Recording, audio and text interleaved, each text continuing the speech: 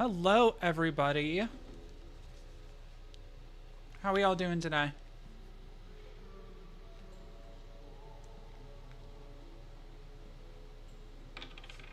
What has Mr. Bonespurs done now? Oh, so many things. So many things. It is, I feel like the Trump news has just been hitting hard and fast. Hold on, Twitter. Don't jump ahead of me now. It's called the America First Collect. Oh, God. It's called the America First.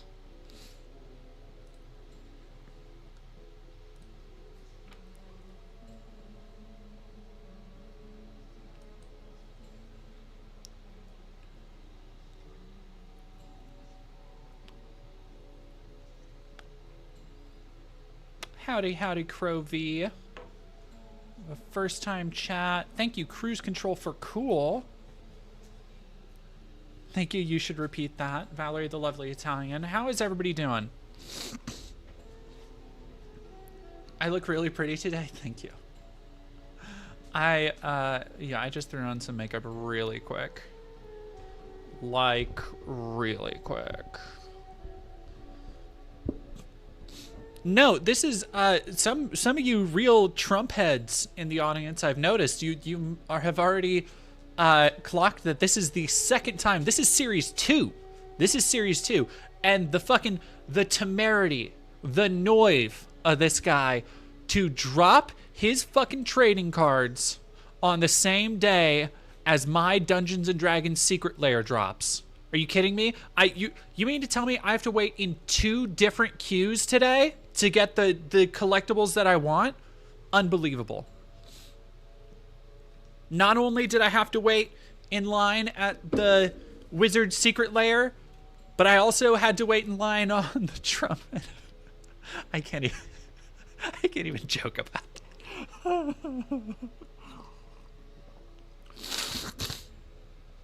Oh, goodness. Give me a second. Let me get everything in order really quick.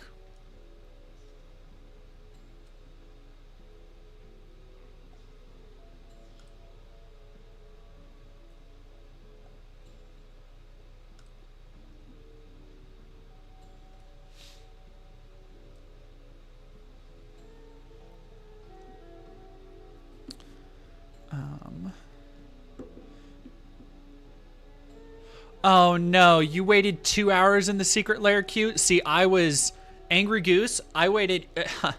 Hey, if you all want like a real like gay moment, I waited 1 hour in the secret queue. I got there at 9. Problem was, when the secret lair queue opened, because I have not been able to get a Carlock yet, so I wanted Carlock and I wanted Asterion because I want my Exquisite Blood and my Sanguine Bond. And my Asterion, because I have an Asterion commander deck, and I want all 3 for that. Now, I got there at 9, popped 2 Asterion non-foil on the cart, 1 to sell so I can make back a little bit of money, and then 1 of the Carlock, and it put me in a queue for an hour. The problem was my electrolysis appointment is on Tuesdays at 9 o'clock, same exact time. So I was sitting there in the queue, in the electrolysis chair, getting electrolysis today while waiting for my Asterion Carlock Magic the Gathering cards to go through. Like, I'm sorry. I think that's brat. I think that's very demure of me. Saint Guillotine. Oh, that's such a cute name. Guillotine would be such a cute name for a girl.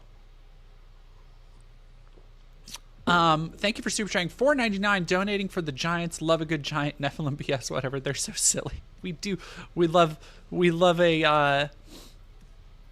a mindful demure giant, don't we?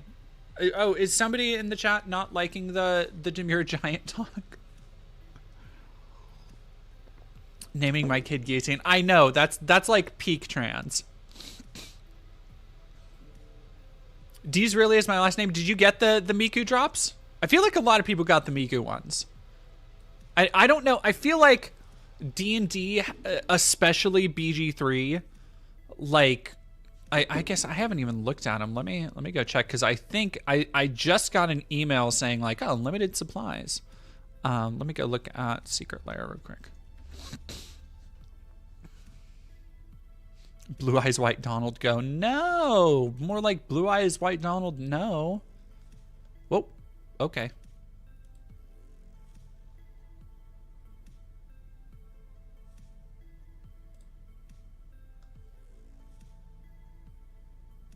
Okay, so is the website down? No.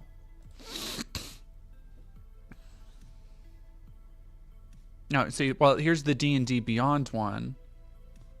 Okay, so they still have some stuff. I summoned Pot of Greed. I don't know anything about Yu-Gi-Oh! Except for that one clip of I summoned Pot of Greed and the person going like, that's not, no, that's, that, it doesn't do that. Which allows me to summon a Pot of Greed. It's just a very good, it's a very good bit. It's a very good bit. I know my friend as a kid had one of those like dual discs, like the arm thing, and I thought it was the sickest shit, even though I didn't like watch or really play Yu-Gi-Oh!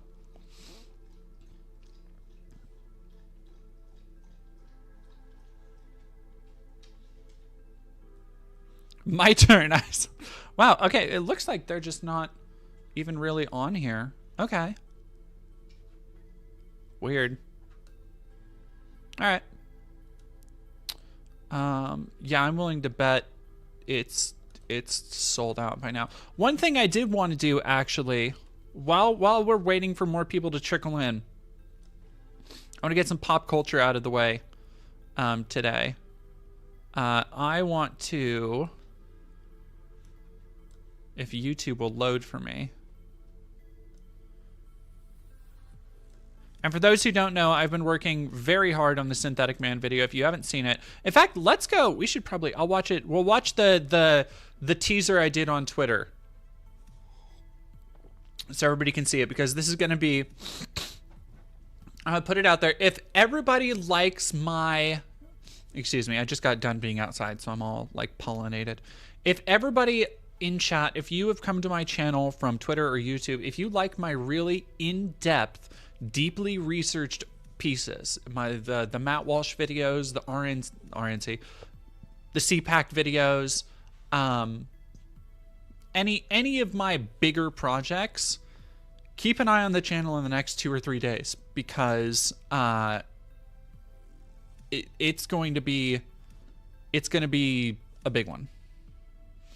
Let me actually, let me go, let's look at that really quick. Oh, Eris Miseria, if you like a good YouTube grifter expose, this video is fucking gonna be where it's at, dude. Yeah, I will. Yeah, Angry Goose, I've been watching a lot of Tolarian Community College. A lot. I've been watching a lot of MTG content, just period, in general. What the hell is going on with my internet?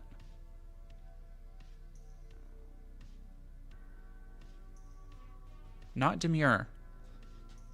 Sorry. I don't even know where that clip comes from, or where that saying, like, I know what demure means, but like I don't know where that saying is coming from. And now I'm just saying it because. Here it is. So here is the intro video for my Synthetic Band piece, so everybody can at least see it. And yes, I did take some clips from when he talked shit about me, and when he banned me from his chat, by the way.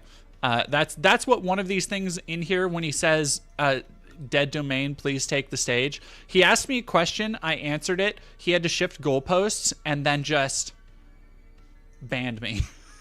Like, he didn't actually, of course, want to debate. Very funny stuff. But this is, for those who don't know, first look, everybody, at the upcoming video, 2.5 hours on the incel Nazi loser Synthetic Man. Please enjoy. This dead domain video could be the spiciest that people have seen in a long time. Most people are not autistic enough to go through my live streams to find out that I'm actually like an edgelord alt-right type of person. Please, Dead Domain, take the stage. The last thing I want to do is waste my time watching your content. You can waste dozens of your hours making a giant hit piece. I stand behind everything I've ever said. I stand behind everything I've ever said. Pyro, Funko Pop, right? I have a few amiibos too. It's like whatever, Synthetic Man's a soy boy. My mom just got here, so I might see if dinner is an option, or if I'll have to make my own tendies. Want me to do like a... Oh. There's not nearly as many of black male, white female as you would think, by the way. The toucan propaganda. Some of these cuckold subhumans need to stop watching their gay porn. I'll drink a little bit more. I think that's what you guys want to see. It weirdly also combines with my strange fascination with eugenics, because the idea of Fuda is some kind of like alternative Ubermensch. It's a butt plug for new Abby to shove her giant Fuda cock in my ass. You have to do things worse than Hitler to fix what's happening right now. Considerably worse than Hitler. An affirmative action hire, blah, blah, blah, blah. You know, f you. Kill. Kill. It's time to make it stop. Nobody says bigotry except subhumans.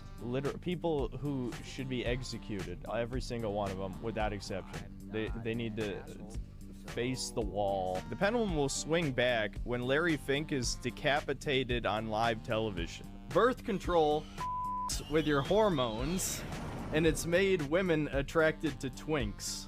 Maybe this next hit piece will be the one that finally gets YouTube to do something about me. So that is the opening minute and a half. Hello, dog. Hello. I think my dog needs attention real quick. All right. Hello.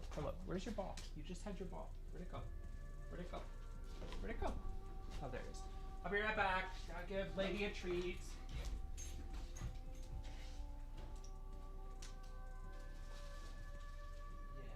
Yeah, you want snaggins?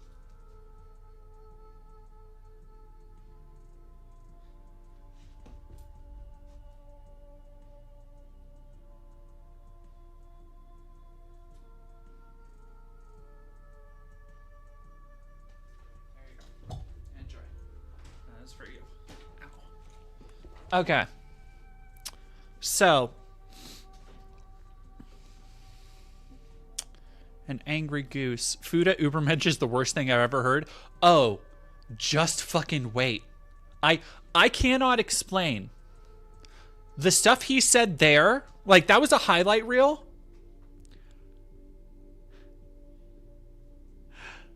It is not even the tip of the iceberg with the craziest, dumbest, weirdest shit. Like, nobody knows what a fucking weirdo he is and how much of a, like, violent Nazi he is, because nobody, except for his 4chan weirdo Kiwi Farms audience, nobody watches his, like, 10-hour live streams. But I did. I did for you. I did for everybody. To bring you this fountain of content, this pathetic story of what happens when somebody just blames everything in their life on other people and doesn't take any accountability and is just miserable and hateful. But anyway, I did want to check out really quick. I have not watched. I wanted to get the Sonic the Hedgehog 3 trailer fresh for y'all. Gianotti. The silly doughboy, yes, he has a lot of opinions on Jews and how Hitler was right. I don't want reaction. I wanted to react to it. All right, let's fucking go. Like, real quick, I want to say up front, of all of the franchises to get an accurate of all the franchises to get an accurate live action adaptation. First off, I did not think we would make it 3 movies into the Sonic franchise, if I'm being honest with you. Sonic the Hedgehog 2 was I would say an actually very good movie. I had a lot of fun at that, Granted, I've watched it once and I was half drunk in the theater, but it was an amazing time. And I know they got the spirit of Sonic correct, because it wasn't just like, you know, oh, the ring sounds and shit like that. It was like, there's a scene where Sonic almost drowns in an underwater temple. That's fucking Sonic to me. There's a scene where Sonic gets hit by Knuckles and all the rings fly out of the pouch, and I go, oh shit. Like, it's so good. It's like Sonic the Hedgehog 2 is so goddamn.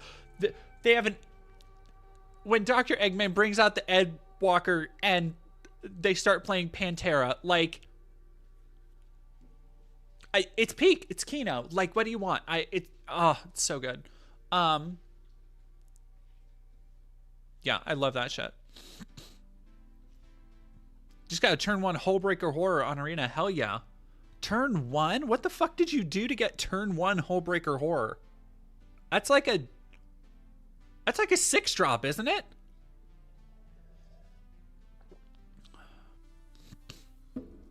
Whoa, Volcano. That's not true. Is it? No.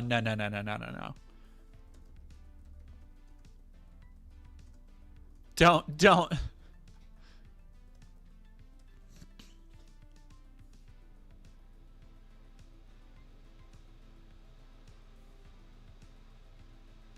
Oh, okay. You added the crying emoji, and I was like, there's no fucking way Ken fucking Penders is directing us. Like even look at this shit. Look at this. This is like the opening of Sonic. How do we live in a world where Sonic Adventure 2 of all video games, Sonic Adventure 2 is getting and a faithful live action adaptation is gonna make $1 bajillion, like, for the memes alone. Sonic, you finally found your family. Oh, come on.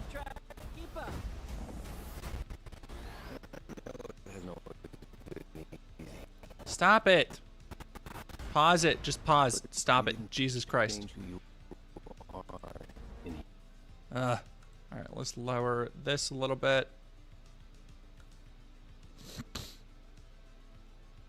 Yeah, no, video too fast, gotta buffer.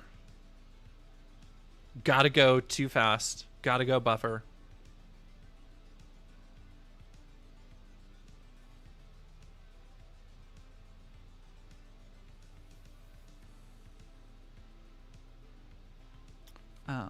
Let me do that.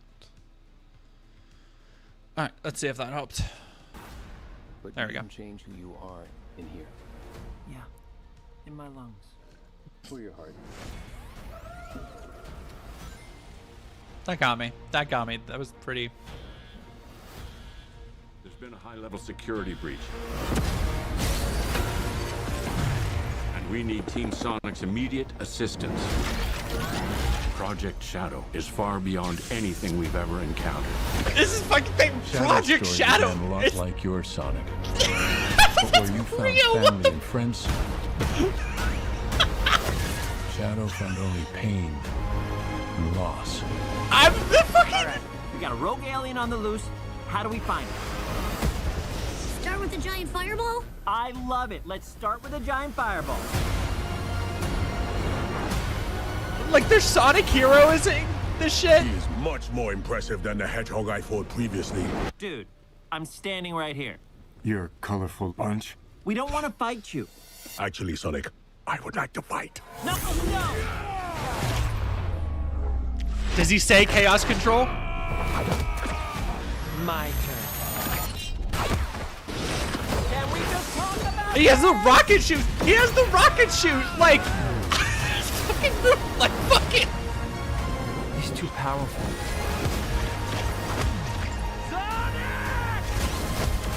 I can't believe I'm saying this, but we need you-know-who. This is a bad idea. When has that ever stopped me?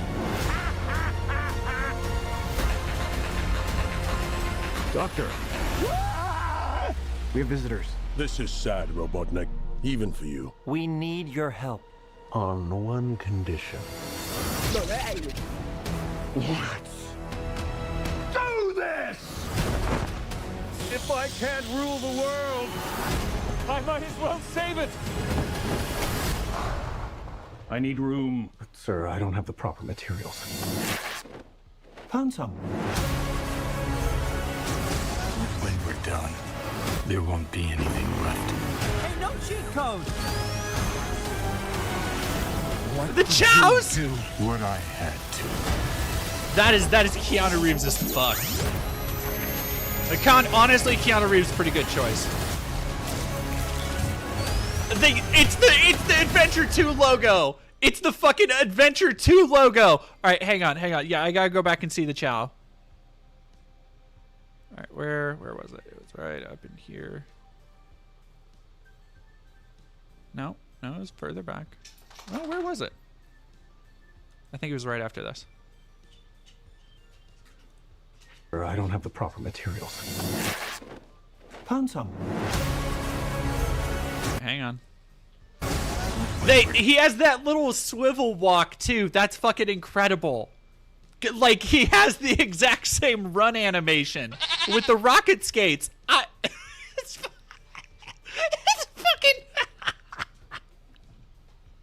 I can't. Done. There won't be any. I want to see. Where's the chow again? Hey, no He's cheat got a code. fucking motorcycle like it's goddamn Shadow the Hedgehog, the video game. Yep, no, there they are. Look, there's the chow. They have fucking chow in this movie. It's just Sonic Adventure 2. Like, they don't have Rouge.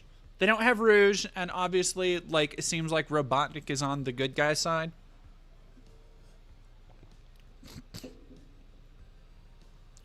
Okay, you know what? Hang on. Somebody's saying, hoping they play Live and Learn. Give me a second. Listen to the music in this section really quick. Listen. When we're done, there won't be anything left. Hey, no cheat code! What did you do? What I had to.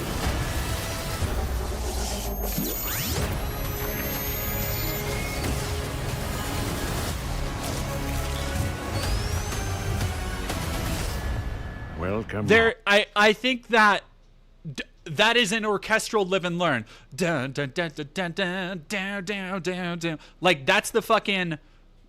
Listen to that. That is the think of because Live and Learn is the main menu thing. Think of when you go to file select. Like think of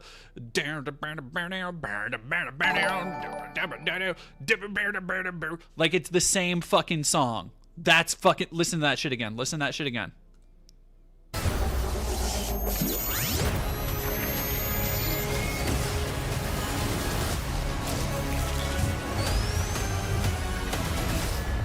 Welcome home, my boy. That's fucking peak, dude. Impossible. Is it? It couldn't be. Couldn't it? Are you?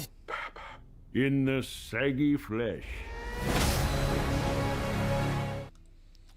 Although I'm not a big fan. Like Joe Robotnik needs to be dead.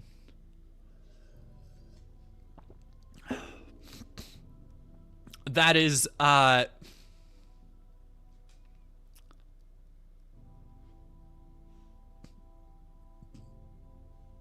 that's fucking crazy. Like, yeah, the Knuckles series was apparently not very good, which is not necessarily too surprising. Although I do love that they gave him the, like, I've been a Sonic fan for so long. You never expect, like, I guess fan service for Sonic the Hedgehog from $100 million movie, more than $100 million movie. Crovey, is it too much to hope for Super Sonic and Shadow versus a giant space laser hurtling towards Earth? I don't know if they'll do. I don't know. I'm super curious to see if they make Shadow the bad, or if they do like here's the thing. Normally I'd be like, no, it's a Hollywood movie. They aren't gonna do the fucking bio lizard. They aren't gonna do the perfected life form and all that shit. But this is a movie where they gave an alien hedgehog rocket skates and chaos control. Anything can happen. This is a movie that has a leitmotif of a Crush 40 song. Like, the Crush 40 is on the fucking... Like, who fucking knows, man? How did... It's so... Oh, my God.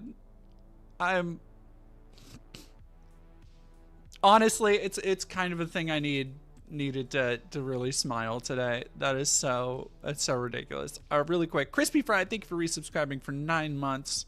Michelle Marty, thank you for becoming a member, and Count Kibbles, thank you very much for following.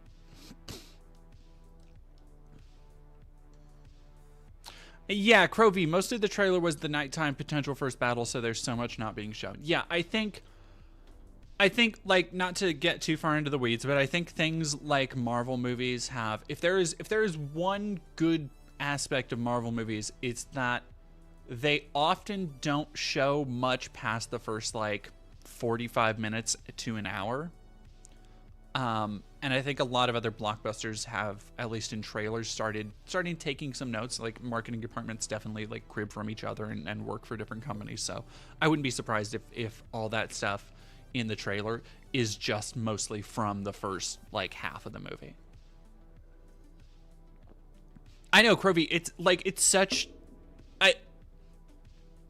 I never would have expected it. It's so ridiculous. A Dumb Human, thank you very much for following. But... Oh, goodness. Yeah, I don't know why I'm so congested today. So... Pink Thing, I don't think Reeves is a good fit for Shadow. Granted, I've never really played a 3D Sonic game, and everything I know about Shadow is from the GameCube game compilations. I think as a, like, Keanu's kind of on an upswing. He's still a pretty recognizable name. He's not like prohibitively recognizable. I think he's got a good gruff voice for Shadow. Like, I think he'll be fine in the final product. But back down to Earth for a second from Space Colony Arc.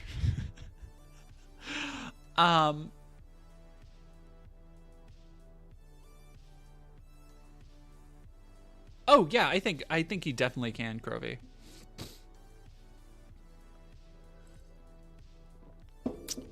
A Dumb Human, I saw you were live on YouTube, so I decided to come here because I wanted to follow while you were on stream. I don't know what's being discussed. Oh, well, thank you, A Dumb Human. We are about to talk about Donald Trump's several desperate ploys for attention recently. It has been wild. Like, in the last day alone, I've seen, let me get some of the other stories up, because we have several different stories to go over. There's the Trump TCG. Apparently, Trump tried to open up or do a photo op at Arlington, and his people got into fights with the guards there. And then let's go, where was it? J6 Gala. And then also, Trump Golf Course set to host January 6 Awards Gala fundraiser for Capitol riot defendants. So, just like there's just a lot to go over, so we're gonna go over it really quick here. Antithesis, thank you very much for $2. The Chow Garden being a kid restaurant was genius. Oh, is that what it was? Oh, I kind of like that. That's really cute. I wonder if they'll have like the Hell Chow Garden. Wonder if like they make like the Dark Chow Garden like a Hot Topic or something. Oh, that'd be so cute. I would love, you know what there's gonna be in Japan, and I'm gonna be bummed I'm never gonna be able to see it. There's gonna be a Chow Cafe, and I really want to go to a Chow Cafe. That would be so cute. Hiveside, thank you for 8 months. You are a busy bee, the busiest. I need to, so the reason I'm streaming today, I really don't, not that I don't want to like hang out with you guys, but I've had, let me explain my process. Finishing the Synthetic Man video because I want to try and get it out for the end of the month, and I'm cutting it real close. Working so hard for the last like week and a half on it has really put an impact in my bottom line generally. Like, I haven't been able to stream as much. I haven't been working on smaller videos, so I really needed to do well. I'd appreciate if everybody showed up and helped it and spread it and everything when it goes live. but I have been working so fucking hard to get it finished that I've been doing what I always do when I have like a 2+ hour video, and I do basically a death march where, like, yesterday here's how fucked up my schedule is lately. Yesterday I had a 9-hour editing day, right? Like, I sat down, edited for 9 hours, went to get some food. It was the only time I ate yesterday. Came back and I crashed around like 6:30 p.m. And then because my body, like, I get like 6-ish hours of sleep, I woke up around 2 a.m. and I've been up since then. And I've been editing for the most part since then, with the exception of, like, again, going to get food, and taking Lady for like brief walks throughout the day. So I've been working very, very hard the last couple days. What do you use for editing? I use VideoPad. One day, I hope to be a rich magnate and be able to afford some nice Adobe Premiere. But for now, it is just I am a poor VideoPad plebe. It works. It does when I need it to. Honestly, it's I can't complain too much. VideoPad's aight. But yeah, I am glad to be here with all of you. Glad to be streaming, because I do need to get my streaming hours up again. Last month was very good for streaming, and this month is not going to hit that. But I kind of need it to. So, yeah, I appreciate all of the support, you guys, which is why we're watching. I wanted to start off with the most ridiculous one and then go to the least ridiculous ones, because the one with Arlington actually does piss me off a little bit. Oh, Blair Bahaj enjoyer. My mom got me a laser hair removal thingy for my birthday. Like a personal one? Oh yeah, I've heard good things about Da Vinci though.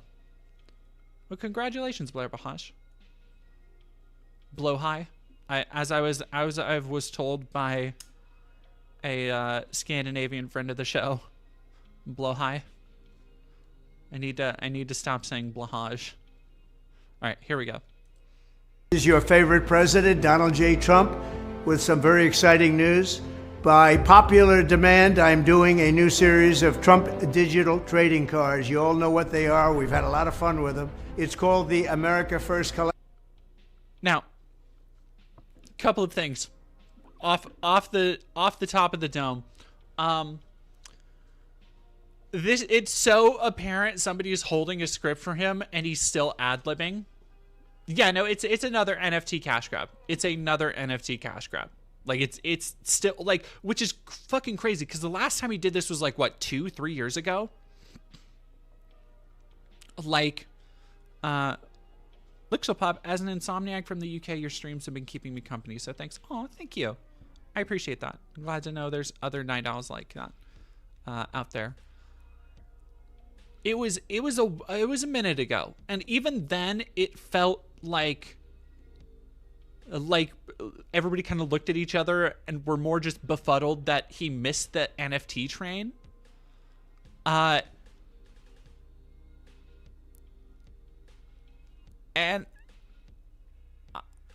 I think they are AI too. Like, I think the last batch had a lot of AI, but I think there were a couple that were like made. But this is fucking Nick DeGriff. It's always a grift. Like, if you know, like, sports cards and sports memorabilia has a little bit of value to it, but basically most trading cards that aren't Pokemon, Yu-Gi-Oh, especially Magic, do not hold any kind of value. And even Magic, as somebody who's been getting into Magic cards, I just bought like 100 cards from 25 years ago. Like, not every card holds value. Let me tell you. And also I just found out I have a card in my collection that like shot up to $20, which is, it's like a useless card from 15 years ago. And I have one in mint condition, Shuko, because of a weird modern strategy in the modern format. So like, dude, like, it's such a weird fucking space.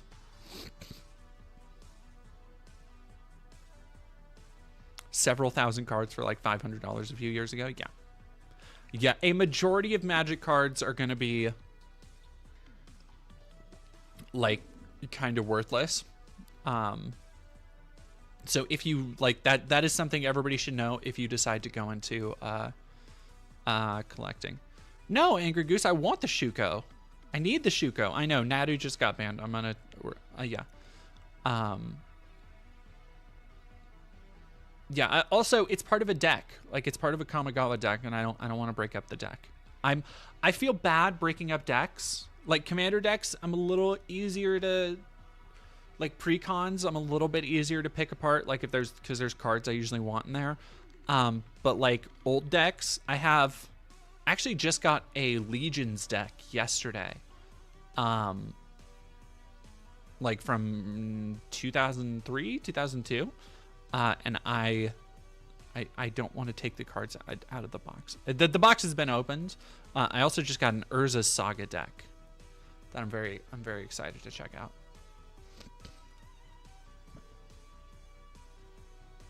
Oh, Nick DeGriff. See, I would be surprised if those are worth anything, honestly. Yeah. I was humbled when I sold my Yu-Gi-Oh cards a few months ago at LMAO. Yeah. And I don't even play Yu-Gi-Oh, but I know people who play it, and everybody tells me it's like, man, Yu-Gi-Oh is fucking... Like, if you think Magic's complicated, Yu-Gi-Oh is fucked right now. And I'm like, okay. Okay. Oh! Awesome. Yeah, then Nick DeGriff, if you can, like, if you are not connected to them anymore, like if they're not something that, you know, you like to look through, and it's like, oh, you know, I you know, like to reminisce about them, I would, if in that case, I would keep them. Otherwise, if they're just taking up space, like if they do not spark joy, then you must separate yourself from them.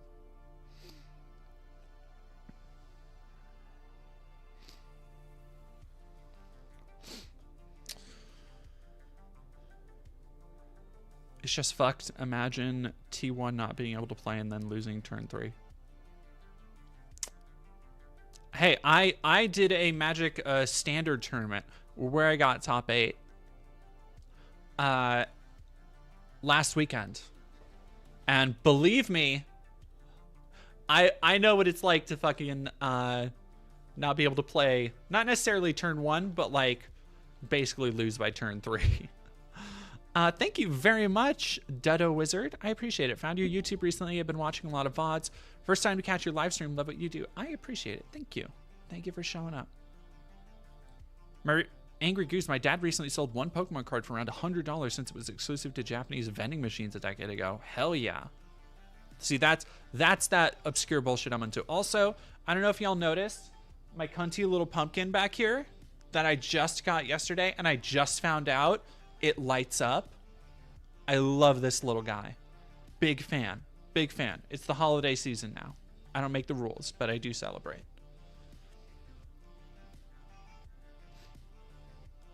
All right, let's get back to the real reason for the season. The collectors are so curious, and I love how it says what NFTs are intended as collectible items for individual enjoyment, not for investment vehicles.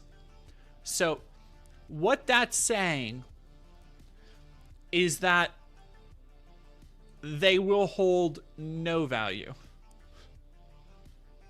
Like, they're that is basically a way to say they're entirely fucking worthless. That is such a corporate legalese way of covering their ass when people inevitably come back and be like in 6 months when he loses, and they're like, well, what the fuck do I do with my 99? Oh, I forgot to mention. Okay, well, we'll get to the price point in a second. I don't want to. 50 all new stunning digital trading cards. It's really something. These cards show me dancing and even me holding some bitcoins. Here's the best part. I'm doing great things for my Trump digital card collectors. First, there's the real physical. He has no He has no idea what a Bitcoin is, first off. Now, there is a limited, I'm holding a Bitcoin. Very good, very good. Mwah. Purchase 15 digital cards, receive a physical card. I want everybody, if you don't already know, yeah, the small print keeps getting smaller. If you don't already know how much they cost, I want you to guess. I want you to guess how many 15 digital cards will cost you. Trump cards. Purchase 15 or more of my Trump digital trading cards and we'll mail you a beautiful physical trading card. It's really, I think, quite something. Each physical trading card has an authentic piece of my suit that I wore for the presidential debate, and people are calling it the knockout suit. I don't know about that, but that's what they're calling it. Nobody has called it that. Nobody is calling it the knockout suit. Like, that's the thing he does when he's like testing something. I was like, I don't know. So some people are saying this. More and more people are saying that. Like, nobody's calling it that, Don. Irish DC, thank you for 100 biddies. Shows me dancing. You mean that time you were wanking off a pair of ghosts? Yeah, that's that weird little. Like, Donald, I've done that too. You're not special. Except people were actually around me when I did it.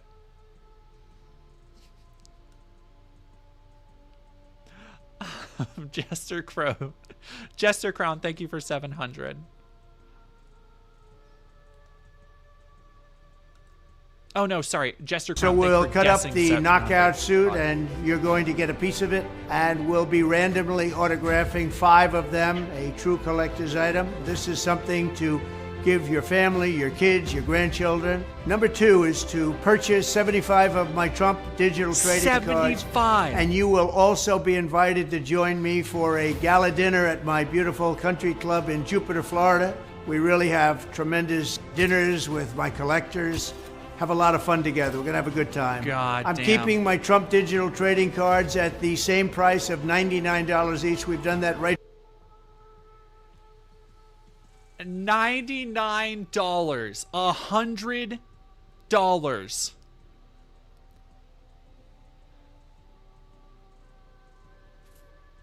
For $7,500.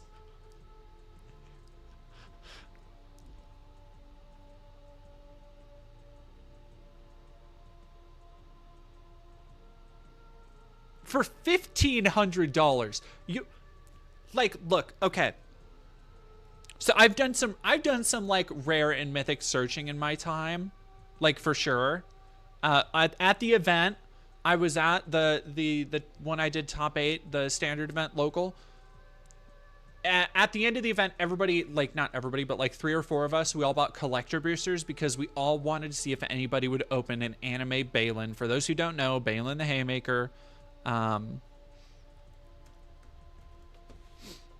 is a it's only available in collector's packs.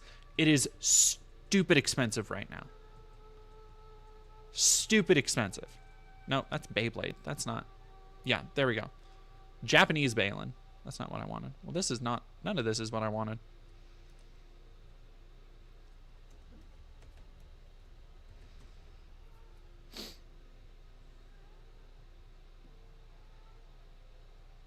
Why? What? No. You just pulled up the cards. Why are you taking it away from me? Whatever. Point is, it's an expensive card. And granted, $30 for a collector booster is not a wise investment.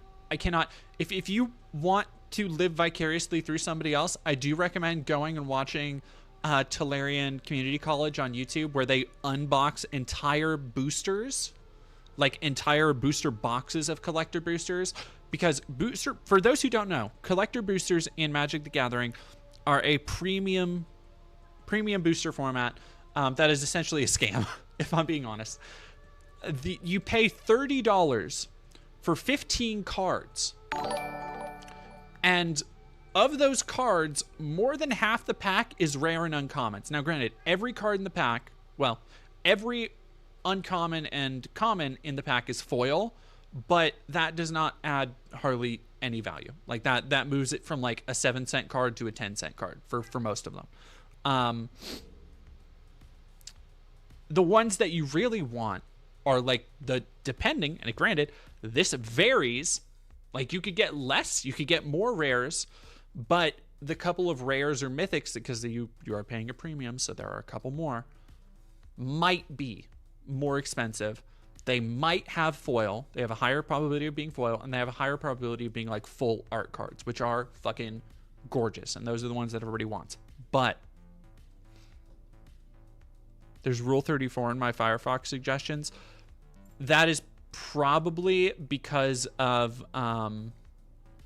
Synthetic Man, actually. I had to go looking. I'm gonna explain this really quick so people don't think it, which, like, whatever. Nobody's gonna be surprised if I have Rule 34 in my mentions or in my Firefox suggestions.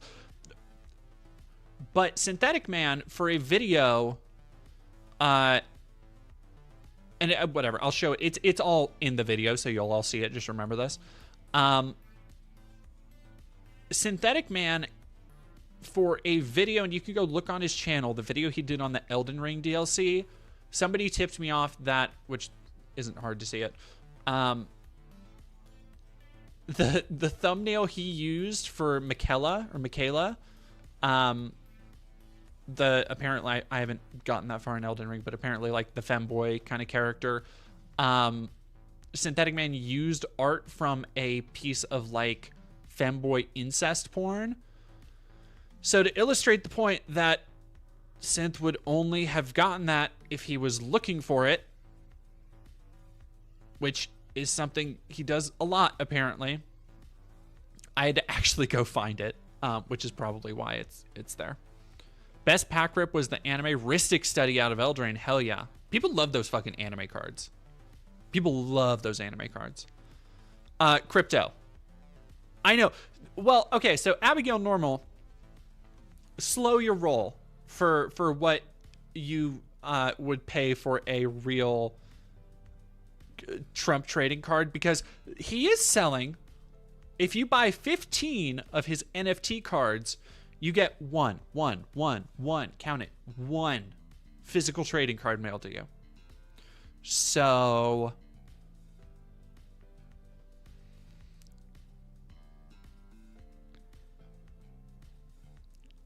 yeah, like unless you can find somebody to buy which is challenging for Magic the Gathering players, to buy a piece of cardboard for $1,500, I think you might take a wash on this one. Trump would never scam anyone. No. From the beginning. So go to collecttrumpcards.com. Oh, what was that cut? It's hang really on, easy. I gotta go back. $9 each. We've done that right from the beginning. So go to collect. Whoa, that is fucking... That cut is busted. That cut is busted. Sorry, I've been editing all day, so like my editor brain is hyper activated right now. That's fucking... All right, I gotta go over that again. I'm keeping my Trump digital trading cards at the same price of $99 each. We've done that right from the beginning. So go to collecttrumpcards.com. You just didn't, like, finish the It's phrase. really easy to buy. You just need an email address and a credit card or crypto. You know, they call me the... Oh my God, look at that shit. That looks fucking nothing like how are you going to try and put this like chiseled jaw, like pouty lipped, like look right next to, he looks like, first off, he looks like a fucking fish.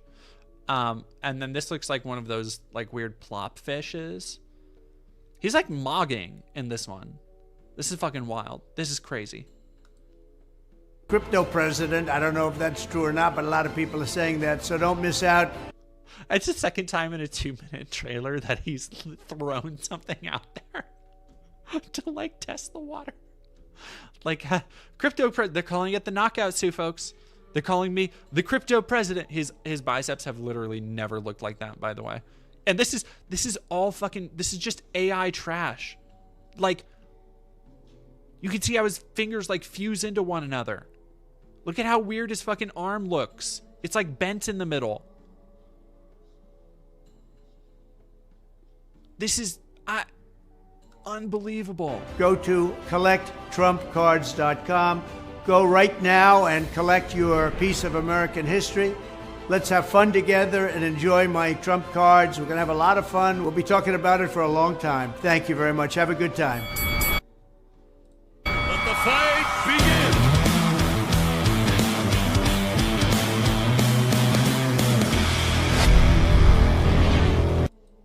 Is your favorite president? Unbelievable. All right, what was the address?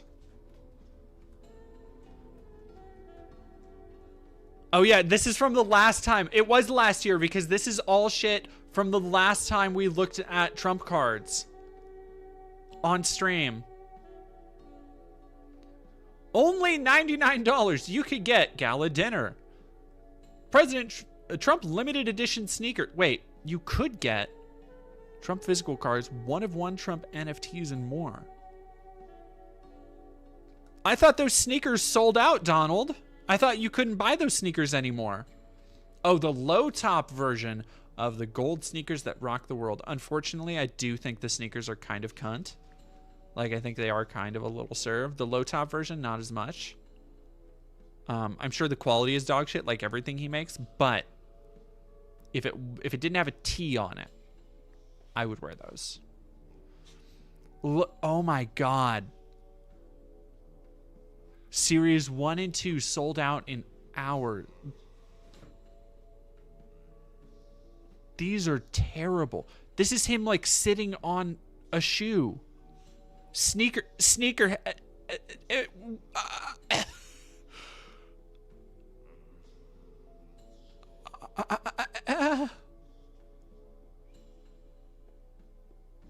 Greatest of all time. Buy 75 or 250 digital trading cards in a single 250. $25,000. If you spend, first off, how are you going to get 1-of-1 original cards if you are selling them at these price or at these rates without just making AI slop? Like, it's all just got to be AI slop, right? $25,000 to get a dinner and a piece of his suit. The 250 card set gets you 2 tickets to the dinner, and I don't know why dinner is capitalized, and 2 tickets to the cocktail reception, and 2 physical cards. Did he write this himself? A lady to Phage think, oh my God, holy shit, popping off with a hype train. My goodness. Gifting 20 tier 1 subbies? Oh my God, Lady to Phage, thank you so much. Holy shit. Also, multi-stream, I am sorry, YouTube. I have been neglecting you as per usual. Sorry. All right, I'm going to be right back. I'm going to go fill my tea. Everybody just watch my cunty little pumpkin really quick.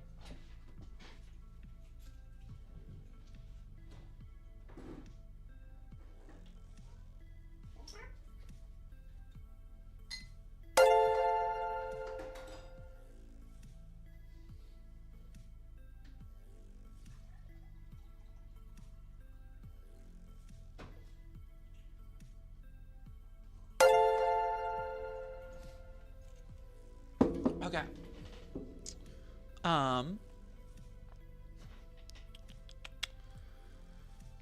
Do.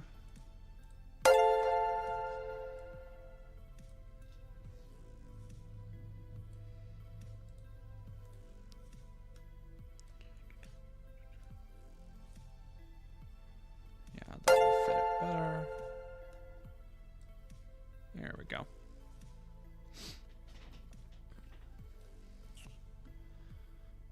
What card game YouTubers should review this trash? Well, I don't think they will because it's not a card game. Like, there's literally there's no value to it. Like, there's no game to play.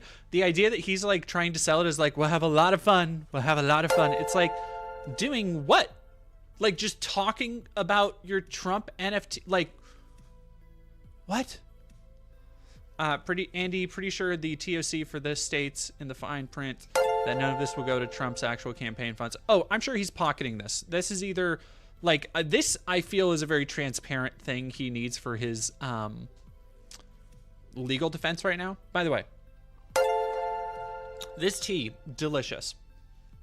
Lavender chamomile and 2 packs of, I think they're pomegranate. Raspberry? Pomegranate. Either way, I had the weirdest dream last night. Mind you, I don't have a lot of dreams, so that's how I know I was super fucking tired last night. Not only did I have the weirdest dream, I woke up, and in the dream, I was like fixated on making a delicious fruit tea with actual cut up fruit. Like, in the dream, I went to the store, got a mango and some strawberries to cut up and make it in a fruit tea. And I was fucking, like, I woke up, again, at 2 a.m., so completely stable brained, craving fruit tea. And like, no stores around here are open at that point. So I made my little fruit tea. But isn't every tea I drink fruit tea? Am I right, though? Tie-dye Raven, am I pregnant? I don't think so. I mean, it's not that people don't keep trying. I just don't think I can.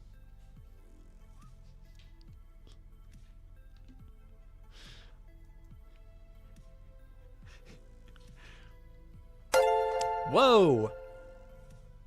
Dead Domain just found out my Soothing Tides anime version costs nearly $100. That's one pricey. Yeah, if any of you have ever opened a Magic Collector Booster, or even just through trading gotten those anime cards, I don't even necessarily love the anime style, but they go hard in the paint. Like, they really do. I'm very excited. And one more tidbit from my Magic peeps, and then we'll go back to what we were talking about. For the first time in, like, probably since I was an actual child, I actually traded cards with another collector because I brought my collector binder. I keep forgetting to do that for, like, my rare cards that I'm like, they're not in any commander decks. I don't have any real attachment to a lot of them. And I got some stuff that I'm really going to be able to use. I got a 2 Valley Wild Callers on the gorgeous, let me just look them up real quick.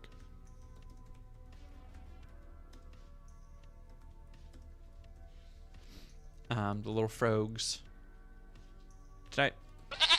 Valley Flood Caller. That's the one I want.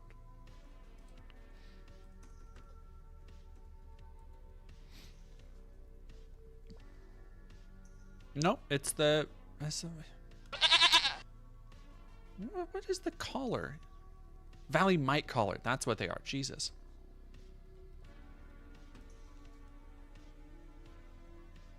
These ones. Yes, I got 2 of these bad boys, which I love. And I got for those who... This will mean nothing to anybody who doesn't play Magic the Gathering. But, geez Louise, thank you so much. Space Boy for 100 bits, 1,000 bits, another 100 bits. Thank you for following. Goodness gracious. Ooh, no, see, Brutus, I can't eat those dehydrated mango strips because I will eat the whole fucking bag. Costco has really good dehydrated, I don't even know if they're, yeah, I think they're dehydrated, like the coconut strips. I can't eat that. I eat the whole fucking bag. I have no self-control. When it comes to dried fruit, so good. Oh, the art in... yeah, for those of you who don't know, peep game Bloomburrow's art, because the art in Bloomburrow is fucking silly. Bloomburrow full arts. The 4 art lands, oh, love those. Like, here are all the land sets. Gorgeous. Glarb, my boy. Mabel, I just cracked another one of her. Maya, what a bitch. I love her. I have one of her too. Gev the Scaling Scorch. Yeah, for those of you who don't know, Bloomburrow is basically Redwall. Is like kind of the style of Bloomburrow. Just amazing. Oh god, the art is so good in Bloom. I can't even. It's so good. Yeah, there we go. I have a couple of that boy. But the other one that I got Leyline of the Guild Pact, which for those who don't know what that is a enchantment that makes, it's hard to play, but it's like a must-have for modern all-color decks, and I don't have one, except now I do because I traded for one. And then I got a Railway Brawler, which is a card that is like, I don't spend a lot of, why can't I just get obviously I'm looking at Magic the Gathering here. Redwall has always been my favorite book series, so when I saw Bloomburrow, I immediately dropped so much money and have officially reopened. Prince Bagel, I know what you mean. I know what you mean. Ooh, $9 is actually not bad for Railway Brawler. Yeah, it's usually like in the grand scheme of things, like $16, $12. You can do a lot worse for Magic cards, but that's still more than I would like to pay for a piece of cardboard, like if I'm being honest, in most cases. So like I haven't, even though I've seen them a couple times in shops, I'm like, I don't want to. But if I can get rid of some cards that I'm not going to use, that somebody else would get enjoyment out of, and I can get Railway Brawler, which for those who don't know, Railway Brawler, mwah, magnifique, fucking busted, just stupid busted card if you can get it out. Like that's a big problem is the ramp it takes to get out. But essentially it will double the power of anything you put out after it comes out. So like if you, and it uses counters too. So if you have something that doubles counters, like Innkeeper's Talent, it will double that. So if you bring out another Railway Brawler after this one, it's not a 5/5, it's a 10/10. Beautiful. You'd love to see it. Terrible. Kristen Thompson, I would lose in these games because I would care less about the card's power is and more about the art. See, you think that. That's what I thought before I built my Asterion deck. And now my Asterion deck is like, it's a perfect pairing of just diabolical nonsense. Like I've done some devious bullshit. Like y'all, you want to see? Okay, real quick. All right, last thing, and then we go to the.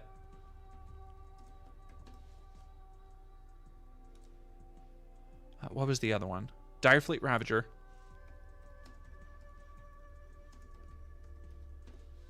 And Sanguine Bond.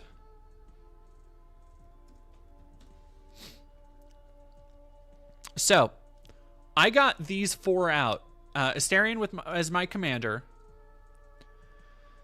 And for those who don't know, Asterion essentially... at the end of your turn, he either doubles the life you gained or doubles the damage you did to one opponent, right? Bloodletter of Aclazotz doubles the damage. Like, doubles the damage you've done to one opponent. If an opponent would lose life during your turn, they lose twice that much instead. Direfleet Ravager. When Direfleet Ravager enters the battlefield, each player loses a third of his or her life rounded up. And then Sanguine Bond. Whenever you gain life, target opponent loses that much life. So walk with me here. Here's how I roll. Actually, it wasn't Sanguine Bond, it was the other one. It was Exquisite Blood.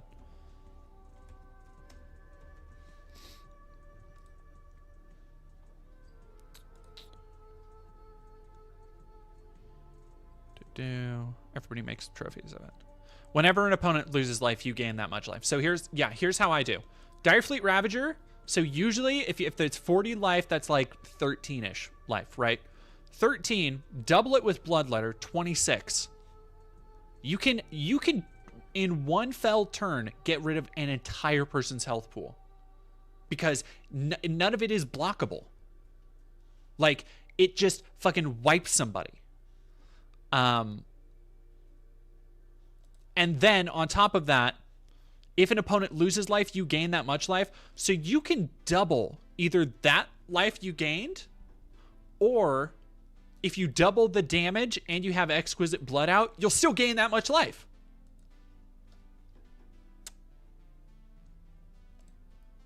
Yeah, Astarion has been my...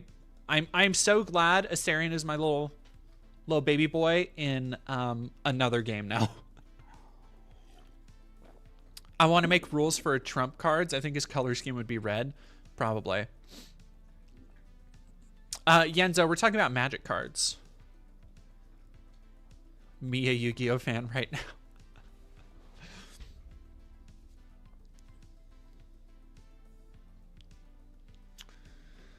Okay. So we did that. I want to go over... Arlington National Cemetery officials say Trump campaign staff verbally abused and pushed aside cemetery official who objected to filming and photography at grave sites. NPR has learned 2 members of former President Trump's campaign had a verbal and physical altercation with an official. A source with knowledge of the event said the cemetery official tried to prevent Trump staffers from filming and photographing in a section where recent U.S. casualties are buried. The source said Arlington officials had made clear that only a cemetery staff member could photograph in the area known as Section 60. When the cemetery official tried to prevent Trump campaign staff from entering, campaign staff verbally abused and pushed the official aside.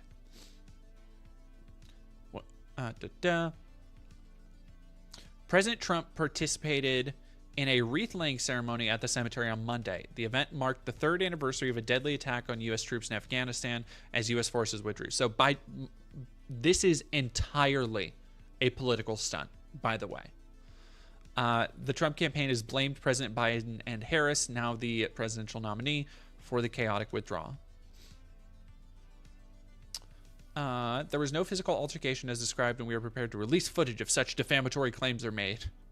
They're gonna release footage against Arlington National Cemetery. Unfucking believable. Decline to make the footage immediately available. They said, we've got the footage, but you can't see it. Oh, that's so good. I love that. Federal law prohibits campaign, blah, blah, blah, to include photographers, content creators, and any other persons attending for purposes or in direct support of a partisan political candidate's campaign. Arlington Cemetery reinforced and widely shared this law and its prohibitions with all participants. We can confirm there was an incident and a report was filed. Incredible. Incredible. Incredible. Oh, that's so good. I mean, no, that's actually, it's very bad. I don't like that at all.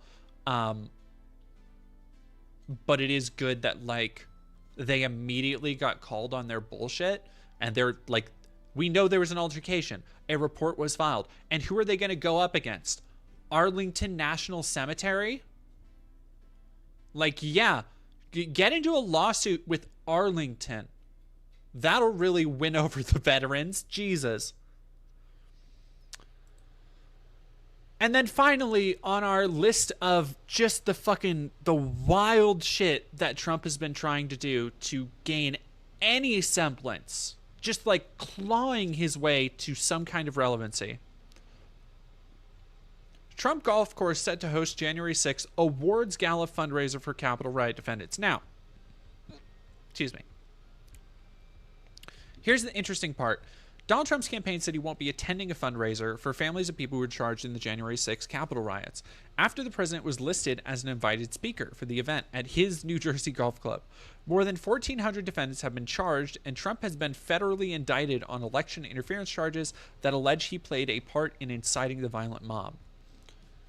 The J6 Awards Gala by nonprofit Stand in the Gap is scheduled for September 5th at the National Golf Club, Bedminster. According to the event listing online, the event will raise money and pay tribute to, quote, all J6 defendants who have shown incredible courage and sacrifice. Now,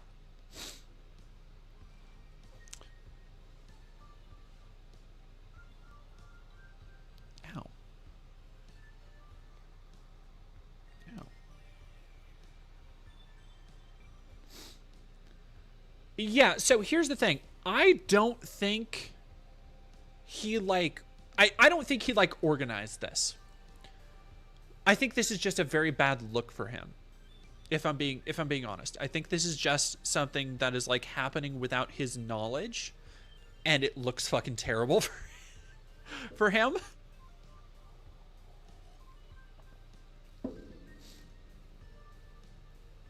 If I'm being honest. Trump is listed as an invited speaker alongside confirmed speakers Rudy Giuliani and Anthony Raimondi. The Trump campaign told USA Today he will not be attending.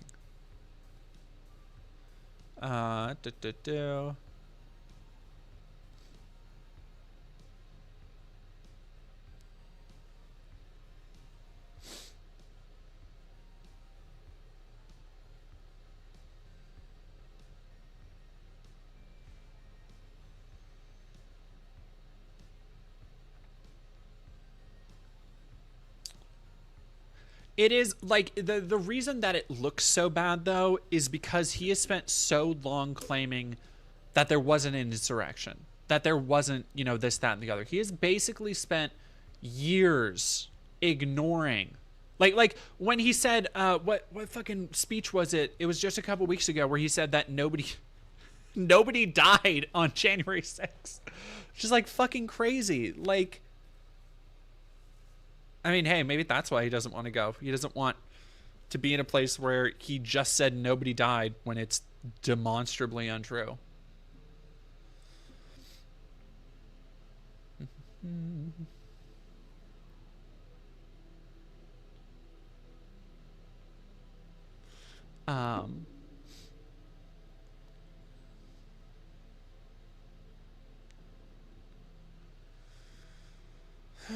What should we look at?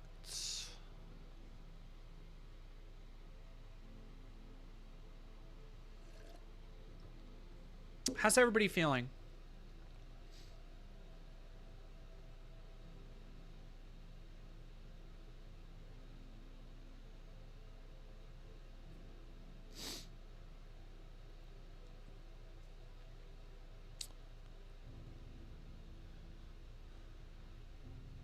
Fucking pumped for Sonic 3. Hell yeah.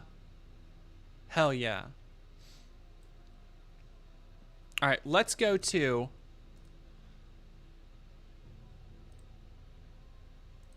switch topics a little bit here. I have some other thing. I have random videos I'll come across on, because I get a lot of dumb bullshit gaming videos given to me, especially since doing my synth research. First off, Asmongold Watch 2024, another entry. Asmongold has emerged, well, hasn't emerged from his cave, but new footage has surfaced from inside of Asmongold's cave. Every couple of months we get new footage, he just emerges like a fucking cryptid. And I need everybody to see this with me.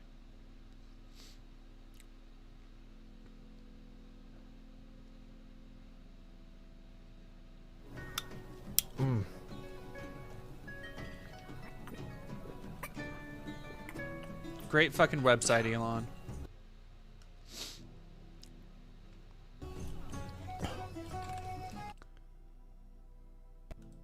So he's trying this new healthy thing called drinking fucking water.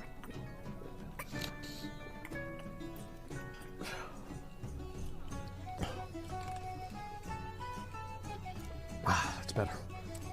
Wow. Who the fuck drinks this shit? Yeah, I just, I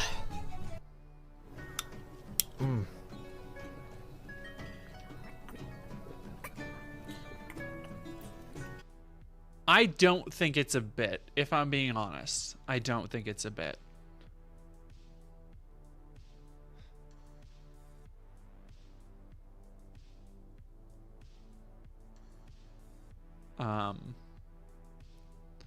It's bougie, rich, yum yum volcano spring water.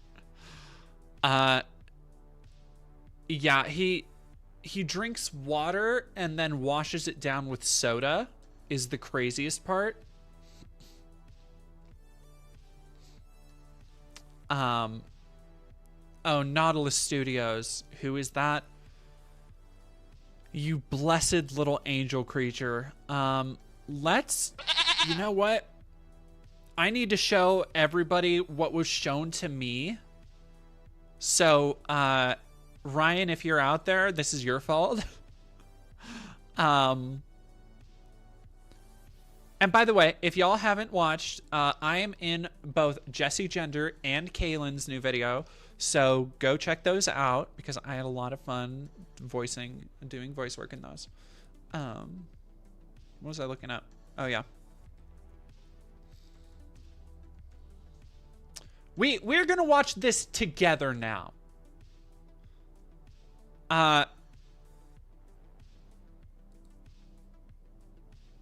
Cause this is that's the circle of life. Damn. It's cool because like the more I breathe air in here, it makes me feel like slightly sicker.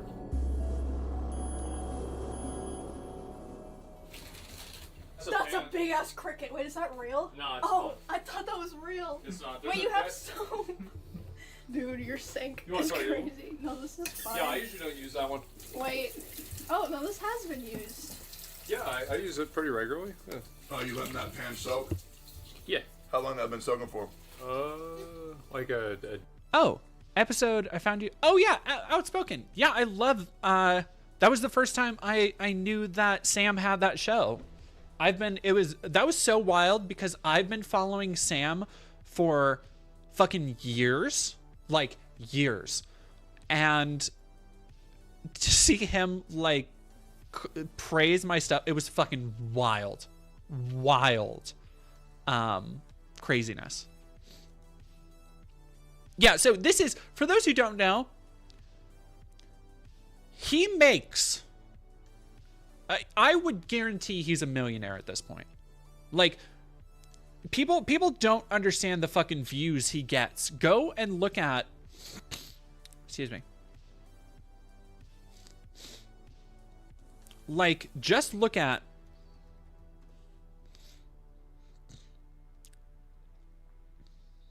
$2.8 million subscribers. He shits out videos. 9 days ago, Arrested of the Century. He just shits out these crappy low effort reaction vids to 1.9 million views on the regular. Like, this is all of his content. Like, if you've ever thought, oh, Jordan, I don't know why you're putting out so many like stream highlights. I do it to survive. People like this do it like they thrive off of it. So keep that in mind as you're doing this. The dude has money, bank, simoleons, ducats, the cheddar. He's got it stacked up like a fucking dragon. Day. Oh, okay, cool. Yeah, it's actually not that bad. And Dust in the pan, you're lying. Is this the same kitchen you cook in? Yeah. Why is it? Am I crazy? Or does everything feel way smaller than you thought it was gonna be? Rooms look bigger on camera. Like, I mean, Thank you like, very this much, is Kate. nuts. I know Like, actually a me lot and of this people whole- do end up liking the stream highlights. I just feel bad for them a little. Not, I don't feel bad for the people who like the stream highlights. I feel bad for putting out so many sometimes because I put out like every now and then I'll do like 2 in a week. Which, granted, again in the scale of YouTube, that's not much. My channel, I've been pretty, I try to be pretty reserved, and I try not to make a stream highlight unless it's something I think will be useful later. Like somebody can come back to it and either, you know, refer to the information we discussed or something else, like an actual fucking video. I don't like to just throw out like just garbage content, which is why a lot of times I will cut out half or more of those streams or even the segments on the streams. Like sometimes we'll talk about something for 40-50 minutes and it turns into like a 20-minute video because I cut away all the fat. So like if you ever wonder, that's an inside look at my stream highlight. Damos Live 3, thank you for following the Chalupa Cabra. That sounds delicious. Thank you very much for tier 1 for 2 months. Okay, it fills the whole thing up. All right, let's go to. I want to see where he. Holy fuck, that's the craziest thing I've ever seen. So. Bad that I did clean it up. That was the only thing I actually cleaned up before you guys came over here. It was actually that bad, so that is cleaned up. Can you see my this kitchen? Is my other room. It's like my room as a kid. Yeah, my kitchen's not that bad right now. I don't have a. No, my cord is not. My camera cord is not long enough to actually run to the kitchen. Like I could basically stand like a few feet outside the doorway, and show you my kitchen. But it's not that bad. It's a little cluttered right now, but just because I haven't been. This is the other flip side of when I get into my like Death March editing mode. Which don't anybody worry about me. I do this like I did it with the Satanic Temple video. I did it with the CPAC video. Like I pull these like 9 to 12 hour editing days to the detriment of literally everything around me. And then as soon as the video drops, I'm able to do like a nice house cleaning and kind of refresh and get back into the next big video. And these in-depth research videos take more like out of me to do than like my video essays and stuff. So I have a couple more essays coming out soon. Well, I have a couple more essays I'm starting soon. Well, I actually had to get rid of most things out of the nest. That's because so he calls this bed the nest. Do you actually sleep down here, or you just sleep upstairs in your room? I go like this. Just like this. Oh shit! I got my pillow. Yep. That's very nice. comfy and cozy. Why you got all those? But you always just wear the same damn shirt. Well, I haven't moved them. Like, what else am I gonna do with them? Like, damn. Let's see. Yeah, I didn't clean anything up, so I figured I'd give you guys the offer. All right, let's go. And then let's show off his workspace where he works. Yeah, this is my. All over your keyboard. I also thought we'd see rats, like dead rats, because you kept talking about the dead rats. I haven't seen a single. Oh. Yeah, I threw them away. That was so nice. There's an area where a dead rat decayed the carpet. I could show you, but that's about it. Oh, that'd be cool. Is that it right there? No, that's something else. I think it's somebody threw up there or something. I don't remember. So yeah, trying to think what else is there to even look at here. Well, I don't know, but I'm kind of hungry. You want to cook me something, or? We're gonna do the steaks. Yeah, you want to cook a potato or something? A potato. Yeah, I'd be lit. Okay, so yeah, we need to go into his primary meal, I believe. I need to. All right. Here's the thing. If you guys have seen, I like cooking. I need to do it more often. YouTube, to tie this online, has been actually incredibly wonderful for like my health and diet, because for the first time in my adult life, I can afford to actually buy fucking fresh food, and not like constantly, but I'm able to like buy cheaper pork chops and cheaper meats and veggies and actually cook meals. And I like doing that. I like combining spices and flavors and experimenting. I've always been very good at it. So this especially fucking hurts me to watch. Like I'm not like a foodie. Like I don't get like super duper into it, but I like what I make, you know? And I like to experiment a lot. And I especially love to, I make dinners for my partners all the time. Like that's basically a perk of being a partner with me, is that I will make, I guess I didn't make, no, when Billy was here, I made them pancakes. When Brady Seki Boy was here, I made them pancakes. So, which isn't quite dinner, but it's still, I made something. On the burner here. We have 4 people here. Jay, I'll make you a steak as well.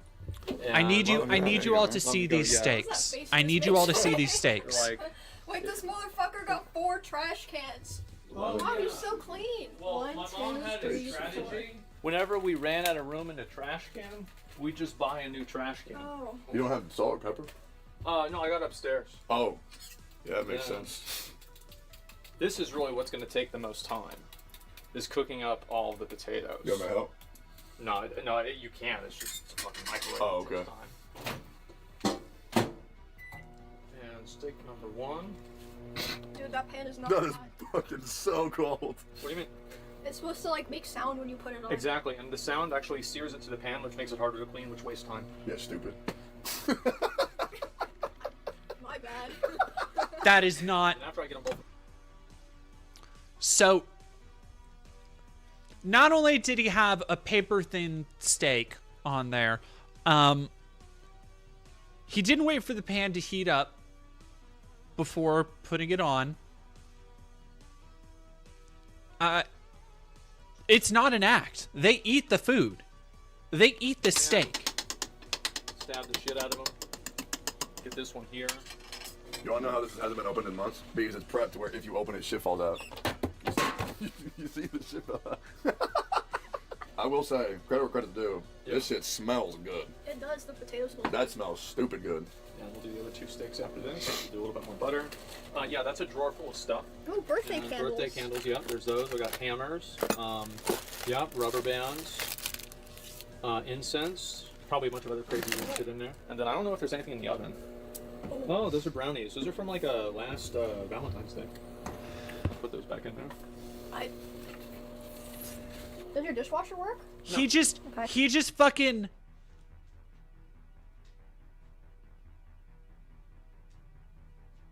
No, Shiberius Woe, this is not how straight men live. This is how Asmongold lives.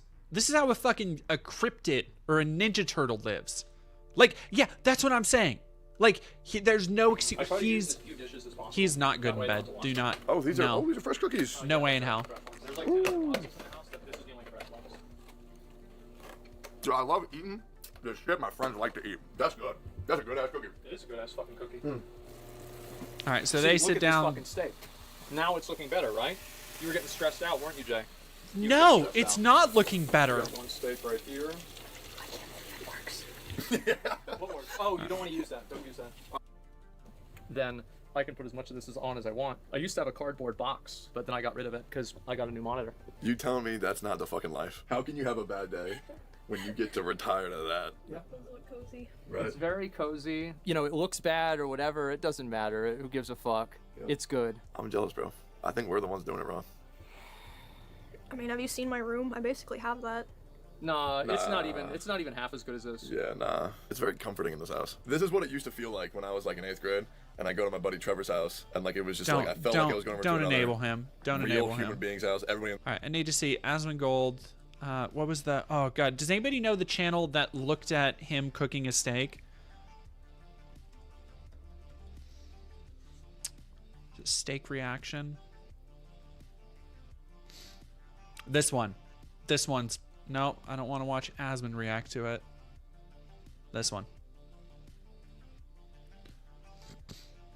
What's up, everybody? Today I'm here with my good friend Joshua Wiseman. I don't know what's about to happen. All I know is there's a computer screen here and I got headphones in, so. We are going to be reacting to a $2 steaks from Asmongold. I hope it's going to be good. Give me your professional culinary experience over here. Okay, all the years of suffering. $2 steaks.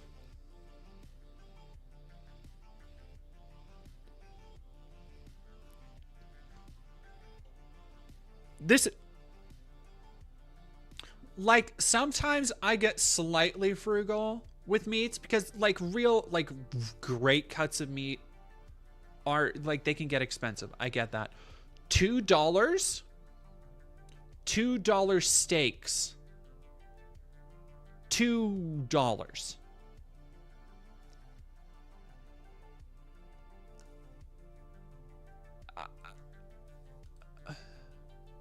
I'm gonna put into this. Here we go. All right, here we go. Today, I'm going to show you all how I cook a steak. I know how to cook one meal, a steak. Not a good sign. Not at all. Now, I would say that steak is the most important meal of the day. The most important meal, maybe of the month or a week, but every day. Do you eat steak every day? If I did, I probably would be happier. Usually, whenever I get up around 2 to 3 p.m. He looks like somebody who would get up at 3 p.m. Is he a gamer? Yeah. I was gonna say this is either the life of a 12-year-old boy or a streamer, one of the two. It's about, looks like a little past 1 a.m. And so this is prime steak time. Is that the prime steak time, everybody, to cook at 1 a.m.? What do you think, Josh? Any steak you're getting at 1 a.m. is not coming from a good place. Now, I don't like to get the good steaks. Now, the reason for that is not because I don't like the good steaks. It's because I don't want to like the good steaks. So you don't like the good steaks because you're afraid that you're going to like... Again, he's fucking rich. He could have great steaks every night. But he buys $2 steaks. $2 steaks. Like the good steaks. I can just tell that this guy likes to make himself feel emotional pain. This is a meal I usually make for myself multiple times a week. Look at how thin this is. Multiple times a week. $7 for 4 steaks here. If it's $8, it's got to be a cut of like a shoulder. Chuck steak or Yeah. something like that. But even for that price, having 4 steaks there, it's still extremely inexpensive. So those steaks has to be like paper thin. Yeah. I'm guessing, yeah. So next thing is you're gonna need a, you're gonna need a pan. The thing is that I have about 20 pans in my house.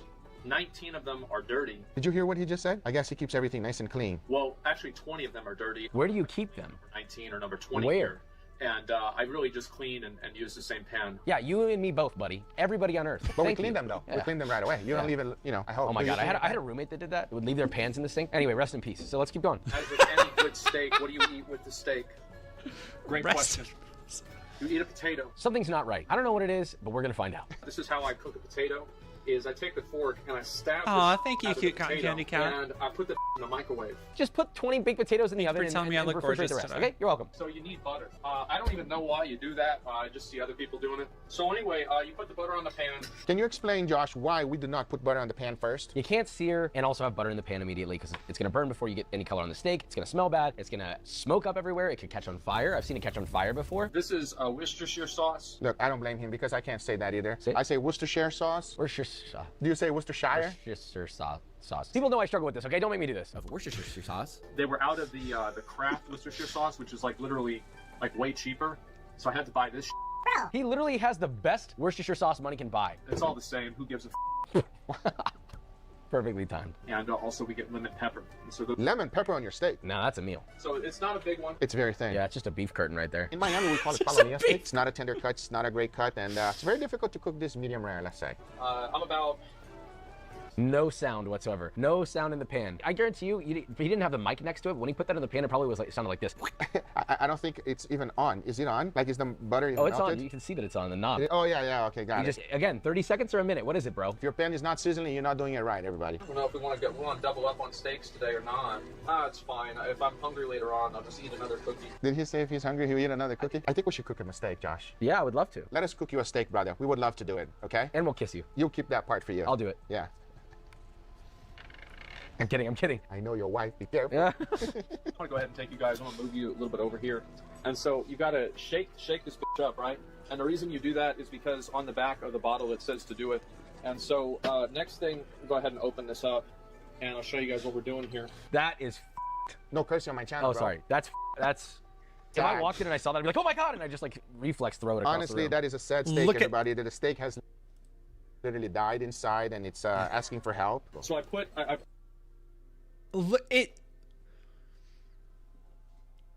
Somebody earlier said that it looked like a cut of fish, and it does. It looks like it's so thin and pink that it looks like... Also, yes, he has the fork in the pan, and it's just swimming in like a puddle of butter. I think that's butter. Why doesn't Asmund hire okay, Yenzo628, why doesn't Asmund hire a whole cleaning crew? How can he stand living, much less showing off his pigsty? These are the mysteries that everybody ponders about Asmongold. Nobody knows why he is the way he is. Like Bigfoot or Mothman. He just exists in this way, and I think everybody else is too afraid to stop him. Cow died for this bullshit. I put this on the steak. There we go. No salt, just that seasoning, huh? I guess it has salt in the seasoning is my guess. Yeah. And this... Quick note, if you're ever going to season something, never season it in the pan unless it's only salt. But if it's just going to burn it. What's going to happen? It's going to burn. Yeah. I mean, whatever made it on the steak, I guess may not. But what's in the pan right now, the 85% of it's in the pan? Yep, I'm about to see God. I get steaks medium to medium well at restaurants, but at home, I only cook steaks well done. It's so wrong that I'm like confused on how to judge it. Yeah, it's not easy to like be critical because everything is wrong. Yeah, there's so many layers to what's bad about it, and also like, well, how thick was the steak? Even if you get this medium, it really doesn't matter. Yeah, it no longer is the steak is dead. Oh man, that's a good ass steak, man. I mean, you know, to each their own. I apologize, everybody. That does not look good to me. This steak was well done, like before it went into the pan. This is a good quick meal. Now, usually I eat steaks about 6 times a week. I thought I eat a lot of steaks, and he eats more steaks than me. How many times a week do you eat steaks? I think steak is a special thing to an extent. So if you eat it all the time, it loses its specialness. But, you know, if it's a nice, thick, juicy steak, you know, a couple times a month. I agree with you because not everybody eats steaks every day, and whenever you eat steaks, you should treat yourself. You should get something nice. Should feel right? special. Yeah, you shouldn't be something like that one. I get steaks, I get potatoes, I get cookies. His diet is very, very, Steaks very don't nice. curl? Steak, No. potato. WJ Adam, steaks shouldn't curl. Correction, steaks shouldn't curl, but almost any meat will curl when it's thin enough and it's overcooked. God damn. It's the type of steak you make when the inside of your shoe comes off and you need replacement. Yeah, basically. Just like fucking shoe leather. Unbelievable. Like the brain rot. The brain rot. That's it. Honestly, he's actually surprisingly like in pretty decent shape. I don't know how. You know, people ask me like, what do you do now that your stream does well and you make money? These paper plates, there's only like 30 of them, and it was like $5. They're trying to save the planet, man. So you get the paper plate here. You put the steak right there on the plate. The steak is so thin you can look at barely him. see it. Look at him. He just looks like a fucking like look, there are days, and I don't like, not everybody, you know, looks great. Not everybody has the same genetics and all that shit. But there are days when I'm on stream, I don't wear makeup, I don't do my hair, I look like shit, whatever. But this is literally how he looks all the time. Like I was talking to somebody about this, the person who showed me this video. I was like, I don't think he cuts his hair. I think it just grows so long that it falls out naturally. Like an elderly wizard. Here's DC, thank you for 100 biddies, no self-respect. I like a little bit. Like I think it's that. It has to be that, right? Yeah. It's just like, because it's a thin Good night, paper plate, right? Karasu. And despite that, it's disappearing inside the plate as if it were a bowl. So you put the potato right here, also on the plate. And As a if knife. it were a Oh yeah, bowl. I just get another knife. I'm gonna just cut this open. I look real clean quick. though. Well, that's because Jacqueline Lind, I practice good hygiene, like constantly. I have to. I mean, like I don't have to. I kind of have to. Like I feel weird. I feel bad if I don't like shower for 2 days. I feel bad if I don't brush my teeth every night and every morning. You know, like I also take vitamins and shit. I go for a run regularly. I go for runs like 2 or 3 times a week now. I work out. Like I do things to make sure that I don't get like this. So you guys can see what we're all about. And so you cut that potato open. Wow, it worked. The microwave does work really well for potatoes. And so you see this right here.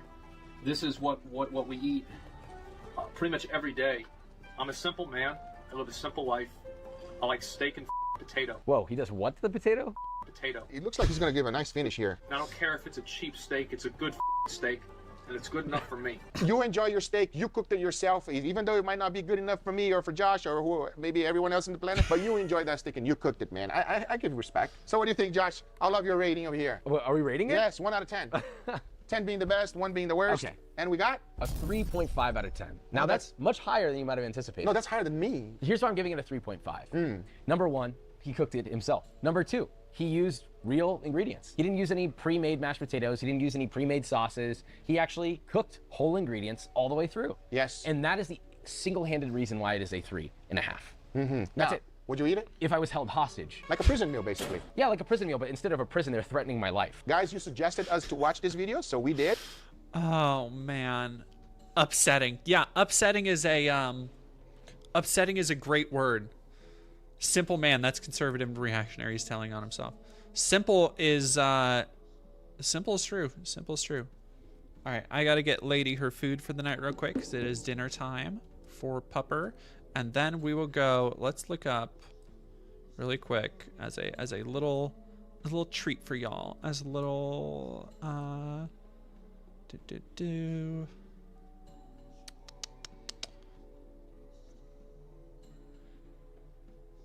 There we go. As I actually want to do a full expose on people like this, because there is a new kind of trend of alt-right Christian nationalists. Hello, baby. Hello, baby. Oh, it wasn't randomly bleeding in his sleep, by the way. B. Parker, it's not randomly bleeding in his sleep. He was bleeding from his gums because he, like, all of his entire, like, face of teeth fell out because he didn't brush. Like, he was bleeding from his gums. Like, that's what he was doing. Jenna, when I say treat, do you like, does your tail wag? Is that what happened there? Are you a good girl? All right, I'll be right back. Puppy.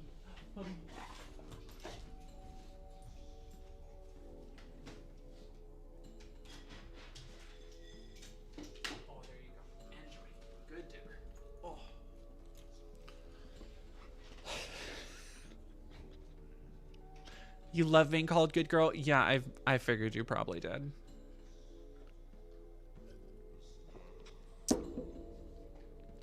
Down, girls, down. Hello.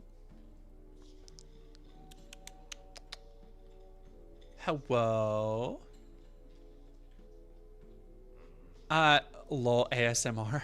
Puppy girl appreciation. I always appreciate puppy girls and cat girls. And puppy boys and cat boys. Cyber bread slice, where the fuck am I? I don't know. Where are you?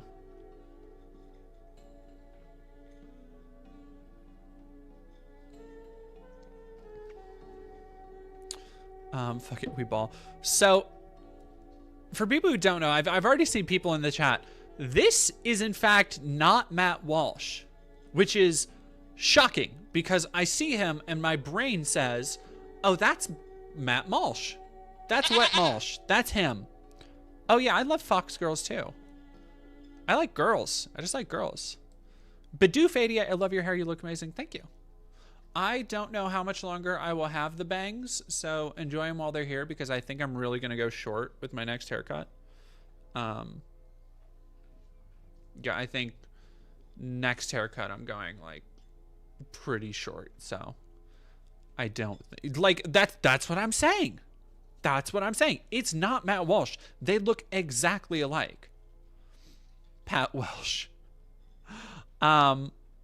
Let's get into his, see if we can get the right response ministries.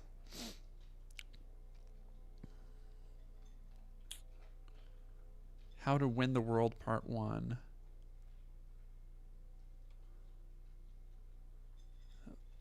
Is that fucking Owen Benjamin? No.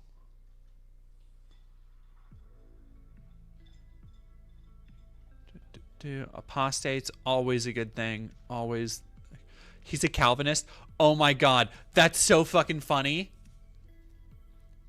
He's somehow, as a Calvinist, he's the opposite of the hate church that we follow. Yet is still like basically the same. He's just a different shade of asshole. Here we go. Here we go. Here we go. How fallen. Now, all the other shit, boring. Whatever. Like, we've heard it 1,000 times. We've heard a fucking Christian nationalist weirdo talk about, like, how the gays need to be excoriated and pushed out of society. Who gives a fuck? Old hat, boring, dumb. How many times have you heard a fucking Christian nationalist weirdo tell you about the Nephilim or giants? Let's go. Let's get into here. As he holds up a book. Let's get in this. Yes. This guy is like a moveset clone of Matt Walsh.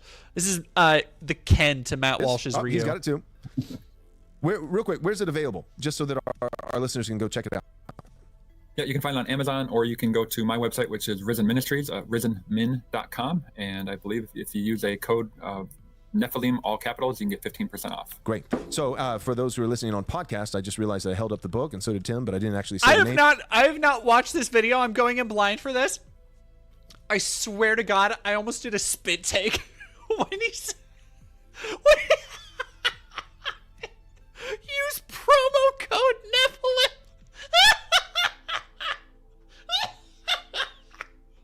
Promo.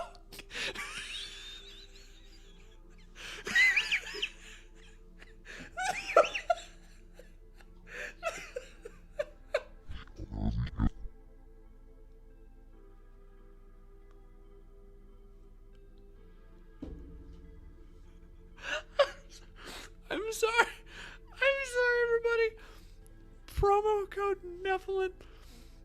I just got lightheaded there. Oh my god. Oh my god. Irish DC, I sped it up a little bit because this is an hour plus long videos. I'm not gonna be here an hour. Oh, I'm all flushed now. Oh my god. Promo code Nephilim is the wildest shit I've ever fucking heard. That goes crazy, dude. Also, I do want to say that, like, the other thing. So, the reason I want to talk about this guy, 112K subscribers. Not only does he have a bigger foothold in the evangelical right than, say, the NIFB, I would argue that while he is not as explicitly violent, while he doesn't just say slurs explicitly from the pulpit, he basically advocates for a lot of the same things as the NIFB hate church that, like, if you know me or my channel, you know we've talked about extensively. Like, go pick a video covering the hate church to watch if you don't know about them. But the other problem, and one of the reasons I think he's becoming so much more popular, is that he has, as you can see here, like, this is just like a webcam setup, but he's got what looks like a polished facade that immediately makes people who don't know better want to listen to him, which is why I wanted to take a look at some of the extremely dumb shit he uses that platform to say. Sons of God and the Nephilim. Fallen, the sons of God and the Nephilim. So you can check out the book. What we're doing is we're giving just, obviously we're not getting, it's like a 500-page book. So it is not a light reading, and he's put a lot of work into it. And in 4 episodes, there's no possible way that we can cover all of that ground. But we're giving kind of a bird's eye view, synopsis version in this 4-part series. And what we're doing is part 1, if you want to go back and watch that, was the origins of the Nephilim. Covering the 3 primary most popular views: the Sethite view, the fallen angel view, the royal view, and then part 2 was addressing how in the world could the Nephilim survive the flood, and wasn't that the whole purpose of God's sin? Let's get in the paint here. Pride, and there's always going to be silverback gorillas or a wolf pack or whatever. There's a head, and it's male. It's always going, it's male, and so. With us, we have posterity. We have our descendants, our children and grandchildren, and great-grandchildren. I jump. But with angelic beings, it doesn't. With angelic beings, it doesn't matter. Oh, is he talking about how all angels are male? Is that, which isn't true, by the way. But also, I love how I jump to a random spot in the video and it's just misogyny. Mwah. Never change, Christian nationalists. I mean, please do. No, seriously. Change. Be better people. If nobody else will believe in you, I will. And if I don't, Satan will. Seem as there's any there may still be hierarchy among angelic beings, but there's not a federal headship where when Adam fell, all his posterity fell with him, whereas angels, it seems like if they are to fall, they that one angel falling wouldn't cause the whole angelic race, for lack of a better phrase, to fall with that particular angel, but that each angel I heard one person put it this way: each angel is species unique, which I thought that was an interesting way to think of them, because you're right, when Satan rebels, it doesn't mean Michael does as well. It doesn't mean the rest of it. They make that decision whether they're going to or not. Right. Yeah. So there's not that federal headship, and it seems as though multiple particular possible motivations. Yeah, so Nash this does get into speculation, but in terms of why angels would. He does have multiple cameras, and I don't know why. I was going to say earlier, like it's just him in a chair. I find it not very compelling. That seems a little angels extra. Possessing human men. Somebody likes showing I think that one of their purposes was to little setup. Look to at all my little corrupt the seed. It was to thwart this messianic promise that I talk about the Nephilim God and spoke talk in the about garden, angels. and the serpent was there and spoke that that your seed, the seed of the woman, would one day crush his head. He's going to strike your seed's heel, your offspring's heel. There'll be enmity between your offspring and his, and the serpent will strike his heel, but your seed will crush his head. And so Satan had this understanding, this knowledge that through the woman, through the human line, eventually there would be a child who would be his ultimate destruction. And so the idea of just possessing a human being a man to then procreate with a human woman. What is he even saying? I have there no could be idea. Negative influence, negative moral influence, and these kinds of things. But it wouldn't in an ontological, objective sense thwart the promise, the line, the messianic line from which Christ would one day come. But okay. My brain is attuned to like the NIFB bullshit, and they talk very stupid. Like they talk dumb. That's their primary language is dumb. He's on that Jordan Peterson bullshit. Like using words like ontological. Yeah, exactly. Abigail Normal in the chat. This is like if Jordan Peterson had less of a point. Like it is just using, and I hate the way Jordan Peterson talks, because if you were to write out anything Jordan Peterson says, take any speech, any podcast appearance, anything, and actually transcribe it. If you were to actually transcribe it, you could easily, the most amateurish editor in the world could easily cut out like half of the fucking words and get to the point quicker. Like he just draws everything out in such a way as to make him sound more intelligent, so he can use bigger words. Like it's this very like insecure, like 9th grader idea of what sounding smart is.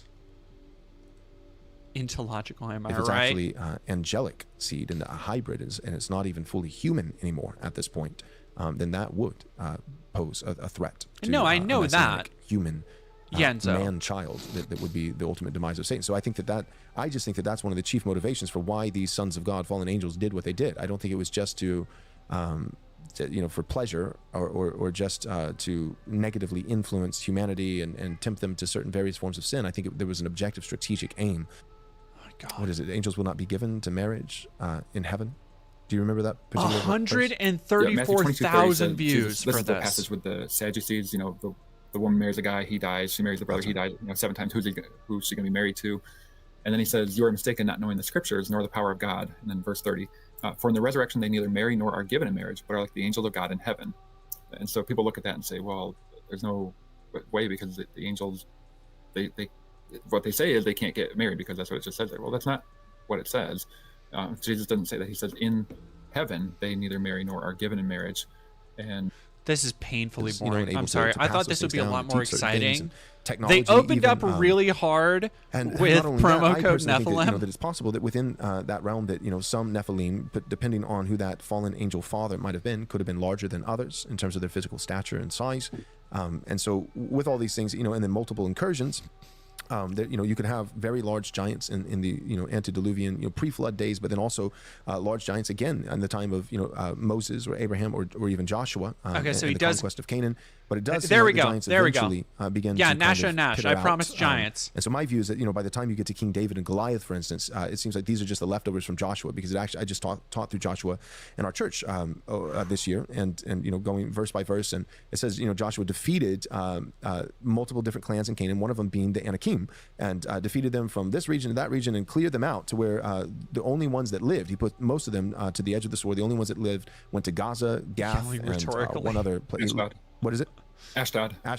And, I think that's Judges 11:21 or Joshua 11:21. I think. Right, and then lo and behold, you find Goliath, from Gath, and so. But I think by the time you get to David, to me, my assessment is that Goliath is, he's multiple generations removed from Anak. He's in that line. The Anakim, and Anak, his father was Arba, a man of renown that could be, I think, could be a Nephilim, but that's a plural. What do we call it? A Naphil.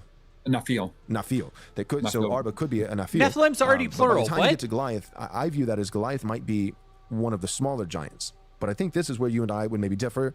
That you think no, Goliath is on par for the giants. Only got so big. God. Can we talk about that a little bit? Sure. Yeah. You also have David's mighty men fighting against. It says there was war in Gath, and that's where you have these other giants that are mentioned that David's mighty men killed. So Goliath's brothers or his descendants, depending on how that gets translated. And then they do seem to disappear after that point. But yeah, they were all Gaza, Gath, Ashdod, that area. They were the only ones that were left that Joshua didn't wipe out or drive out of the land. No, there's no way there's no fucking way he's going to tie this into. And I think that's instructive because you have at the same time. Whisper Silk, where are these giant skeletons then? Great question. I would love to know the answer to that. because they obviously don't fucking exist. Like, what? One of the battles with David's mighty Yeah, men no, killed an temporal. Egyptian This is man. such a They're called pretentious man of way to measure do or what is man of basically stature, Bible but fan it said fiction. He's 5 cubits tall, so that'd be Oh, roughly 7.5 mud feet fossils. tall. God, I hope we get A mud little bit taller than me. fossils. Joel and I got to meet. He knows I'm I love mud pretty fossils. tall, 6'9". Yep. Yeah. But he's not called a giant. This Egyptian guy. So at 7.5 feet. Your he's mom not believes in identified mud that way at all. fossils or He just seemed to be giants? a very tall person, like we have very tall people today. Do we need to He's not go? Do we identified with need any to of those take a trek tribes down or- Mud Fossil or anything. University? So he seemed to be different. Just a normal human. That's a great point, though. I didn't think, like, because people say, well, ancient Israelites were 5'2", you know, and so when they went up against the Canaanites, you know, these could have just been people who were 5'11", you know, or 6 feet tall, and to them it was giants, you know. But that's a great point to say, no, here's a guy who's not from one of the giant clans, and so he's not named a giant. He's just called a man of stature or a tall man, and a tall man is 7.5. And if that's the case, then what do you think a giant is? It's got to be bigger than that. Yeah, and the whole idea that the ancient Israelites were only 5'2", that nearly everybody who does that cites one book, one of the handbooks to the Old Testament. I end up getting. All right, I'm gonna skip through this a little bit. I'm fucking 3/4. I think he got to standing next to his dad, who was 5.5 feet or something. And it just he makes him look so. If he is speaking to the angels, then they are made in God's image as well. And if we are made in God's image, then all right. Let's go. Let's look at. If both. Oh no! Come back. The Greys, episode 7. Oh man. How civil rights gave us BLM, DEI, and LGBT. Okay, now we're getting into some shit. The Lost City of Atlantis?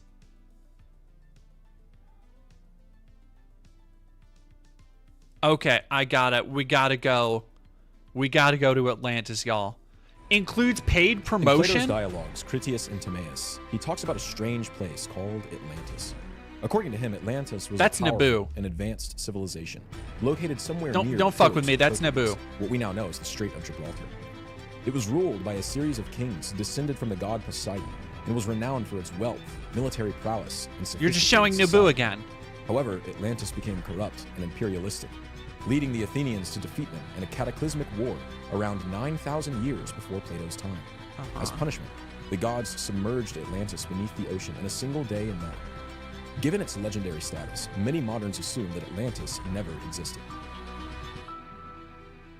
But has Atlantis been hiding in plain sight all along? Yes. And here's the answer. Yes. Welcome to the show. Episode over. Atlantis might even give us the mother of all mermaids. You don't like it. You love it. It's actually Brian's view. I'm skeptical, I but disagree. it's Brian's official like view. on record. Here's two things that I know for sure. Okay, you Primary ready? water. I need to know which camera I'm looking at here so I can make. Go for the red one. Goodness gracious. Irish DC, God, what is this guy's mustache? Before we get into Atlantis, let's hear from our sponsor, Raid Shadow Legends.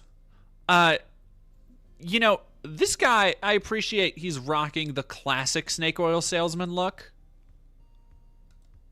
Okay, listen. Two things are sure. We know where Atlantis was. Yes. Without a doubt. No doubt. And number two, Joel is wrong about the mother of the mermaids. Okay, well, I'm not even saying it's my view, but I'll give it, but number 3, Are we just diving primary right into water is legit. Oh, yeah. All three of us agree. Look, primary water is not even a theory We're at not this done. point. Gospel of Jesus Christ, 100%. 100%. It's not even close. The number of times you guys have used Primary it's water. it's making me uncomfortable. Primary water also 100%. Not important, but same we've learned our level lesson. of certainty. Wait, you just went up to 100. Yeah. Well, and here's I think we In can terms add of certainty. Right on. We can add another thing we know. We could revive the city of Atlantis with a primary water well, which there is one in the middle of the city of Atlantis. Well, and that's why it works in primary. So we're going to talk about primary water. Yeah. We're going to talk about mermaid son. We're going to talk about Nephilim because I think Plato's conception of a king with 10 sons. And Indeed. definitely How works the out. fuck? So all this is important. But first, How we should start with how do you sit there and be like, we're gonna, oh, mind you, I haven't skipped over anything in this one. I haven't skipped over anything with this one. They're jumping right into it. How do you tie Plato, the gospel of Jesus Christ, and fucking mermaids together, and you're going, yeah, absolutely. Like, of course we know it's real. Of course we know fucking mermaids are real. What are you talking about? You're talking about fucking mermaids. Stop it. Stop it. Let's talk a little bit about why we're saying we know where Atlantis is. Right. Because like you said in the cold open, we have this it hangs by a thread, historically speaking. All right, I'm gonna go fill my tea one more called time. Atlantis. Right. It's really one historical account preserved like Ben described. And for most people that listen, they go, that's the end of the story. They speculate about maybe a few offshore locations, sunken cities, things like that, assuming it's out in the ocean somewhere. There's the Or that Atlantis of Japan, just, you know, like the Yanaguni monument. Or it's just completely made up. But what happens is that if you go to a little place called the Sahara Desert, Mauritania, right in plain sight, but you wouldn't expect it. and you start to lay out a certain set of facts around a certain location, you will not only, I'm convinced, anybody who looks into this, not only will you say, wow, that The could be apocryphal books of the Atlantis, Bible? you will I conclude guess. He hasn't that talked is about it. Atlantis. And then let me tell you, nail in the coffin for me, which I already was certain, but today it's just like It was the extra- nail. It was extra another certainty, nail. Is there actually is another historical account of Atlantis, which I did not know about until today, from and that is Herodotus, The father of history. The father of history. Might want to hold on to that one. Yes, had compiled a map of the known world in his day, and down there, right where we believe would Atlantis was. expect Atlantis to be, he had laid. Okay. Herodotus did a lot. Like, he wrote a lot of shit. I actually just got done listening to a it's weird that I'm hearing the word Herodotus and I know who that is. I just got done listening to Dan Carlin's Hardcore History about the fucking Persian Empire and the rise and fall of Persia against the Spartans and all the background stories about that shit. But like, just because a historian wrote about it thousands of years ago does not mean that the historian actually went there. Like, a lot of people thought they saw a lot of shit. That doesn't mean they actually did. People thought sea monsters and krakens were real.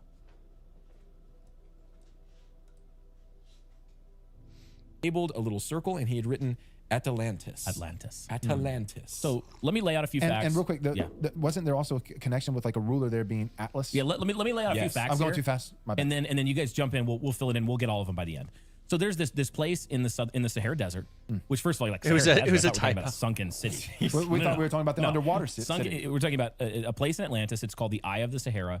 It's a known landmark in this region that doesn't get a lot of attention because it's so far from any habitable place in any kind of tourist sort of location. People don't travel to it. But if you look at it from Phyrexian above, it's about fangirl. Oh my gosh, 23 I to love 24 kilometer Phyrexians. in diameter. Thank you which for lines up following. perfectly, by the way, with what Plato says. Series of, in the center, there's an island, or what would be if you had water at a certain level, and then there are rings of land around it. Wait, which Phyrexian perfectly fangirl, matches do I the know you? description, Physical description. Each of these the rings city are of like Atlantis. mounds that would be above the water. You might even call them, because it's Demeter, rings are like serpent mounds. LLW, Yeah, thank like you for almost like a following. spiral. It looks much like spirals are always positive. And spirals are evil. We know this to be true. And it's in a location. Unironically, But the middle would be above the sea level if there had been water, and each of these circles, concentric circles, would also be above. Would be at the same kind of and there'd be elevation. water in between each one. This is kind of fucking incredible. Somebody asking Volcano, where are they getting this?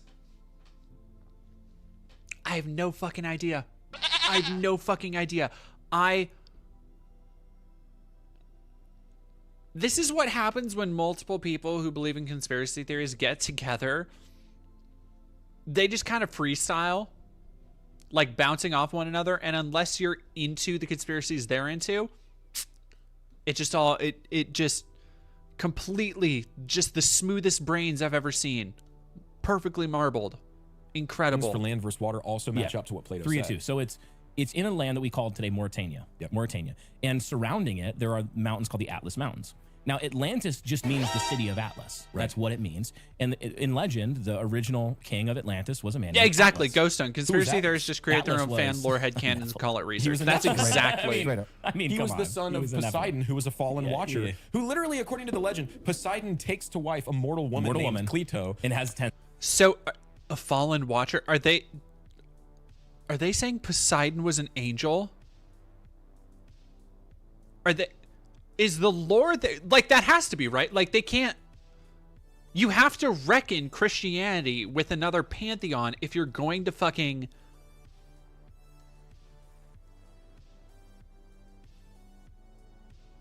Okay, I'm gonna have to lock in The this. mother of mermaids.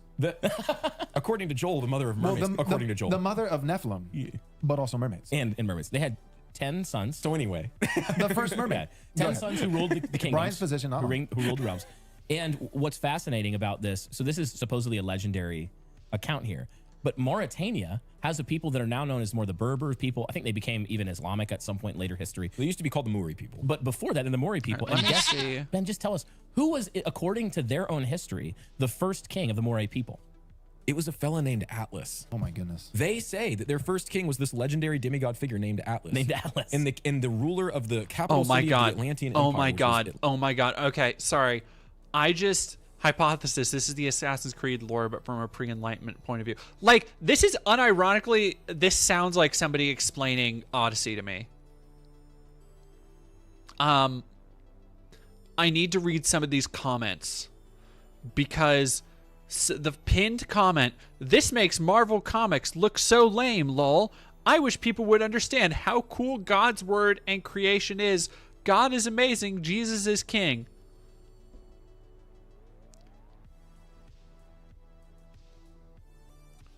They're talking about mermaids. What the fuck do you mean God's word?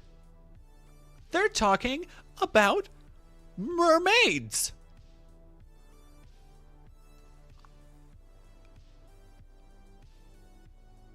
I'm beyond excited that the Reformed community is creating a conversation about this.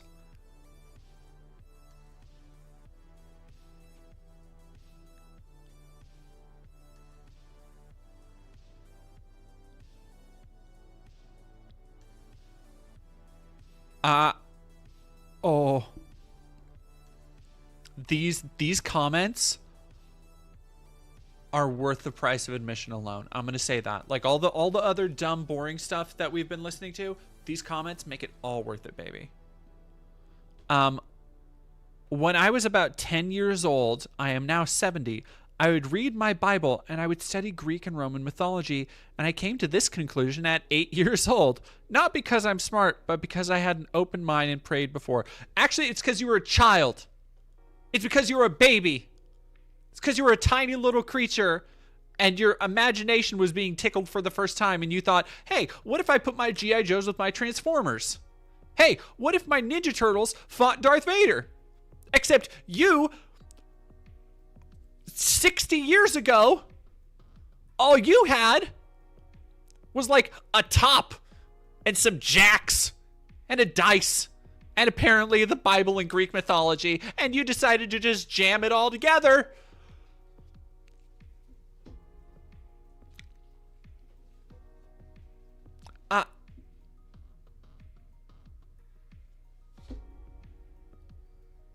This is one of those moments where I have to step back and be like, these people vote.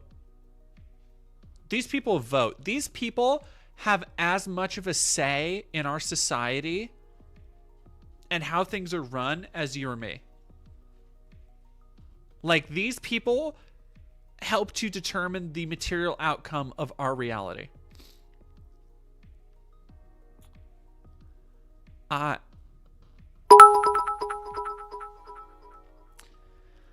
Irish DC 95, thank you for 100 bits. One theory behind the location of Atlantis was the island of Thera, which was the site of the Minoan eruption in 1600 BCE, which was one of the largest volcanic eruptions in human history. It caused earthquakes and tsunamis in the Aegean Sea and was recorded in the Bamboo Annals in China as a year that had unusually yellow skies and summer frost, and is thought to have been the inspiration of Titanomachy, the decade-long war between the Titans and Olympians.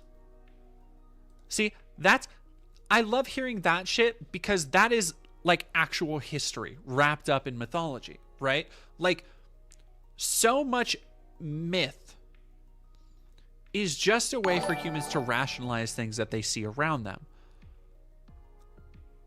But this is like jumping the shark from the point of you believe so wholeheartedly in the myth that suddenly there's no limits on it. And you just start pulling and grabbing and squeezing in other fucking myths and pantheons into this, just like, this is like the fucking Fortnite of religion.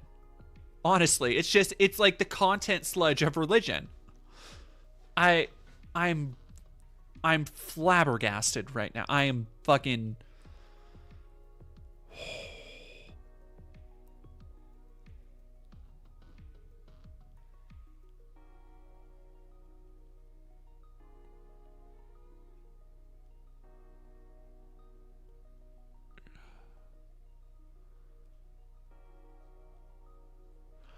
I think it's so cool that this ancient city, ruled by Poseidon the Water King, was actually destroyed in water by the King of Kings as a testament to his overwhelming power.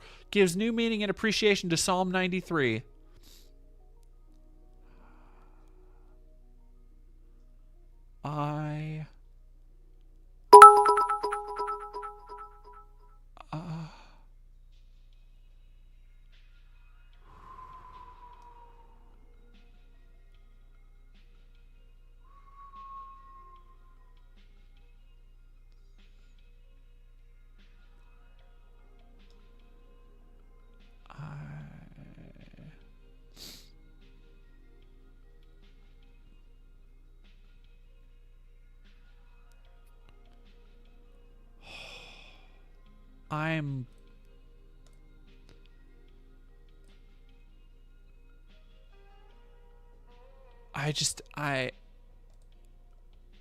Okay, no, wait, hang on. We gotta see.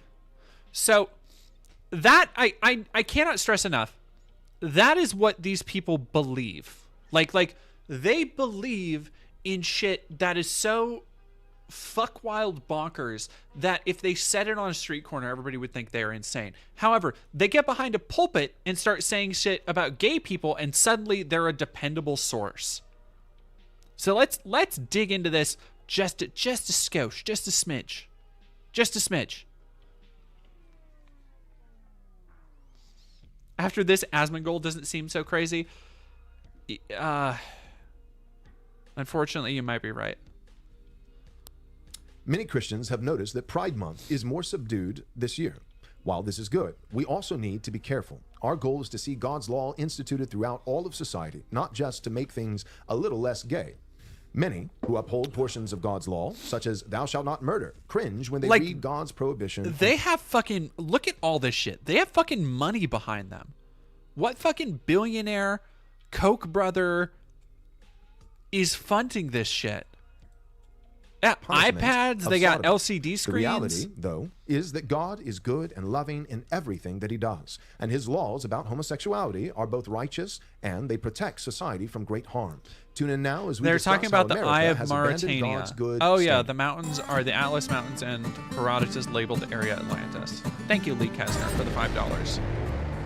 Minuteman has very good videos tackling this type of stuff. I've seen a couple people mention him. I'm gonna have to look him about up Pride Month after this. and the damage that homosexuality truly does that does not get talked about very often. And we want to issue a content warning here. If you are in the habit of listening with your children, this is not intentionally, but just inevitably, and with really no way around it, going to be a little bit. Goddamn, I have nothing but the utmost pity for anybody who has to watch this with their parents, like kids who watch this, and also congratulations on coming out in 15 to 20 years.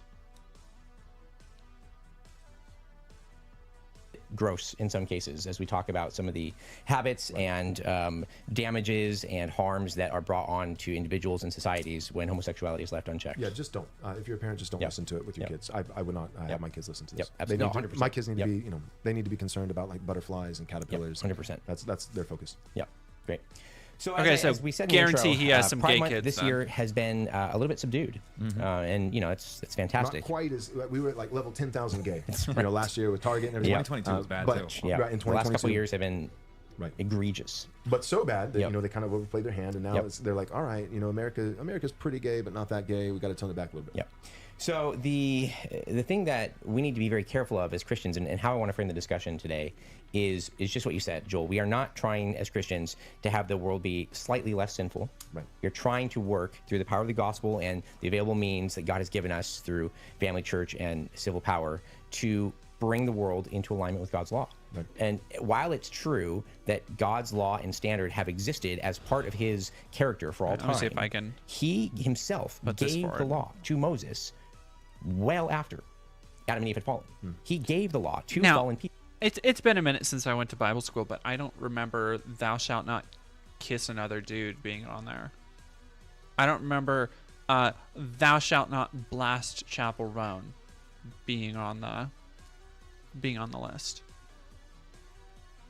Just saying, honey. People for a reason. And so when we say that the goal of Christians is to bring society in as much alignment with God's standards as laws as possible, aren't butterflies and caterpillars kind of a gay focus? It's the same pipe dream that God had when he gave the law to Moses. The law to the fine print on the and terms this is and very, conditions. Very good. We go through every Sunday as part of our liturgy the 3 uses of the law, and one of them is to be a shield to individuals and to society from the unchecked evil that will run amok in our hearts and will break out in increasingly damaging ways as a society gives itself over and over.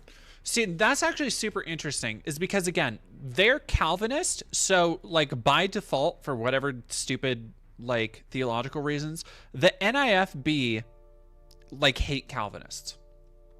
But essentially, they are, you can see them, like, taking a lot of the same approaches, as far as saying, like, we need to defend ourselves. We need this to be, use the word of God as a bulwark against the evils of the outside world that are coming for you and they're coming for your family. So it's a lot of the same fear mongering, just from, like, these people who have developed weird reasons to hate each other.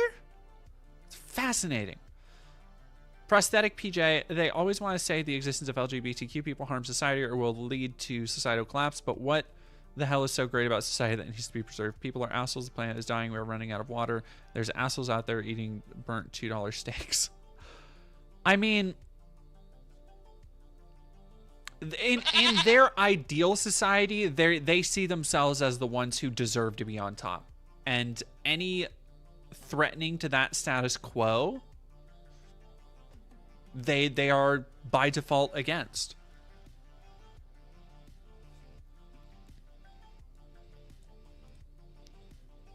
More and more to evil. So one of the things that I thought was interesting was looking back at the history of the Puritan roots in America. And it's interesting because the Puritan colonies, when they were formulating their colonies and they had their charters and were writing some of their own laws, they actually broke some with what was going on in continental Europe, in particular in regards to their punishment of homosexuality, of sodomy at the time. And they intentionally wrote almost word for word what the biblical laws and punishments were. And in particular, the Puritans, and we're talking, William Bradford. Mind you, sodomy, by the way, is not exclusively homosexuality. Like, it should be noted. That's not exclusive. And, like, you can be gay and not do sodomy. Like, not everybody has prep time,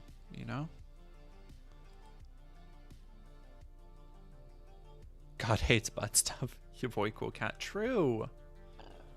One of the early governors, they just copied and pasted straight out of Leviticus. Well, Cyrus, and the Cyrus punishment Oxlegion, for, that's because sodomy I sped him they up called a little bit. In some cases, it was death. So the Puritans took a harder stand. It was always illegal in continental Europe, but they had a more. Although this is one of my favorite parts, because I love it when they go back to actually people who were stupid from 300 years ago did this thing that we want to do again. It's like, okay, well, we've like discovered telephones and created the internet, and well, I guess we created telephones. We've discovered so much shit since then. Society, humanities, technology, science has advanced so far since then. The idea that you want to drag everybody back just because, again, like I was saying a couple minutes ago, it's because in their imagined hierarchy of that world, 3 white dudes sitting at a table telling everybody else how to do things was the peak, was everything you could possibly reach for. They, in their ideal world, they're the ones on top, indisputably. And there aren't any queers, there aren't any women, there aren't many people of color to dispute their authority, like there is today. If you ever want a reason, like why are they always thinking of the bygone years and how things used to be? It's because of that. It's because now there are impediments to the asserted authority that they believe is just taken for granted because they're white men, and of course God wants them to run everything. That's not actually the case. Are you okay, kitty? Kitty is meowing at me. Explicit desire to be theonomic, really, is what it boils down to. Right. They took the general equity of the law principle that was present in Westminster, and Yeah, exactly. Like that's the slip. Irish DC. The Bible says a man shall not lie with a man as with women. So either lesbians are okay, or it's okay as long as you don't fuck a dude in the vagina. I don't know why I said vagina like that. That was weird. Another thing that there is a lot of theological debate about how that verse in particular may have been mistranslated over time to actually read closer to the proper, my personal, after like looking into this extensively, my personal belief is that it was supposed to be like a man shall not lie with a child as with a woman. There have been a number of different translations over time that have kind of simplified words and taken away alternate meanings. That you know were like more culturally relevant and culturally preserved, and so like now it's just gay people are the worst. We hate them. So cool.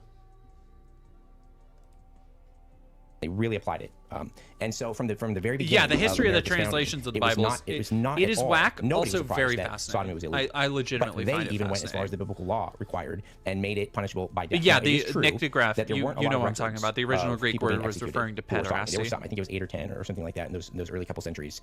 But by the same token, when King Alfred, I think it was King Alfred, no, it was the second one, Cromwell. When he made adultery punishable by death in England, there's no evidence that anyone was executed for adultery in England. And yet, that's the highest percentage to this day of faithful marriages and children not born out of wedlock in England's history. Right. So when you say there was only 8, 9 or 10 people who were killed in early America for the sin that also would have been a crime. Yes. And should be a crime. God treats it, not all sins are crimes. Right. And not all crimes are sins, right? If you have a terrible... See, here we go. They are, while not wearing the guise of the NIFB hate church, while not sitting and saying, oh, all these F slurs need to be killed and put to death by the government, here we are getting around to it. Like, here we are in a more wordy way, in a more professional, laid-back way. They are getting around to the same idea that if you are gay, you should be punished and maybe even killed for it. Come try it. Civil magistrate who says, well, it's a crime to go to church. Well, it may be a crime in this particular place at this particular time because you have a particularly bad civil magistrate, but it certainly is not a sin. In fact, it would actually be a sin to submit to that civil magistrate, and that's what and if you think that's a crazy example, just look back a few years to 2020 when it was a crime for churches to gather. So not all sins are crimes, and not all crimes are sins, but in the early America, it was both a sin and a crime. It is always a sin. Right, it's always a sin. But it was a sin, and it always is, but also treated as a crime. And honestly, from my knowledge, that's even on the books in I think Oklahoma until all the way to like 1970s. It was later than that, 2003, and now I'm going to forget the name of it. There was a Supreme Court case that overturned Texas's. It wasn't. They weren't punishing it with execution. Right. But it's still up to that point until 2003. There was a law in the books that made sodomy illegal in Texas. It's worth noting too. So you mentioned Europe took a softer stance on it, like, well, it's illegal, but we won't punish it. They the certainly US did punishment. It was public beatings. It was imprisonment. Just not the death penalty. It was not the death penalty. But you read E. Michael Jones, I was going to say, sexual liberation and political control, and the trajectory of the sexual revolution in France and England at the time took off way quicker, and they were shocked. The elites were shocked at the violent sexual nature of the French Revolution versus America didn't really have that type of sexual revolution. Really wouldn't even say till the early 1900s. So that law had a pedagogical purpose in that when it was just even still punished, like you said, but not quite the death penalty like God's law lays out, you saw quicker degeneration into sexual perversion. Metal Luna. Never asked the Mormon church why their ministry doesn't preach that black people are inherently sinful anymore. Kind of similar to, I got in an argument with somebody who said that Shen Yun weren't a cult. Or not Shen Yun, the Falun Gong weren't a cult. And I'm like, dude, look up what the fucking head ding dong of Falun Gong says about like people of color and how they have to be in a different heaven, like how heaven is going to be segregated, basically. Like y'all, yeah, go back into some more modern religions. They're fucking nuts. Shenmue is a cult. Yes, Shenmue is a cult. Why? Like, do you think? All right, think about it for a fucking second. Do you think anybody but a cult would beg for over 20 years for a new entry into a niche-ass Dreamcast game where the best aspect was collecting low-poly, like, pachinko figures? No. Cult shit. Shenmue 3, cult shit.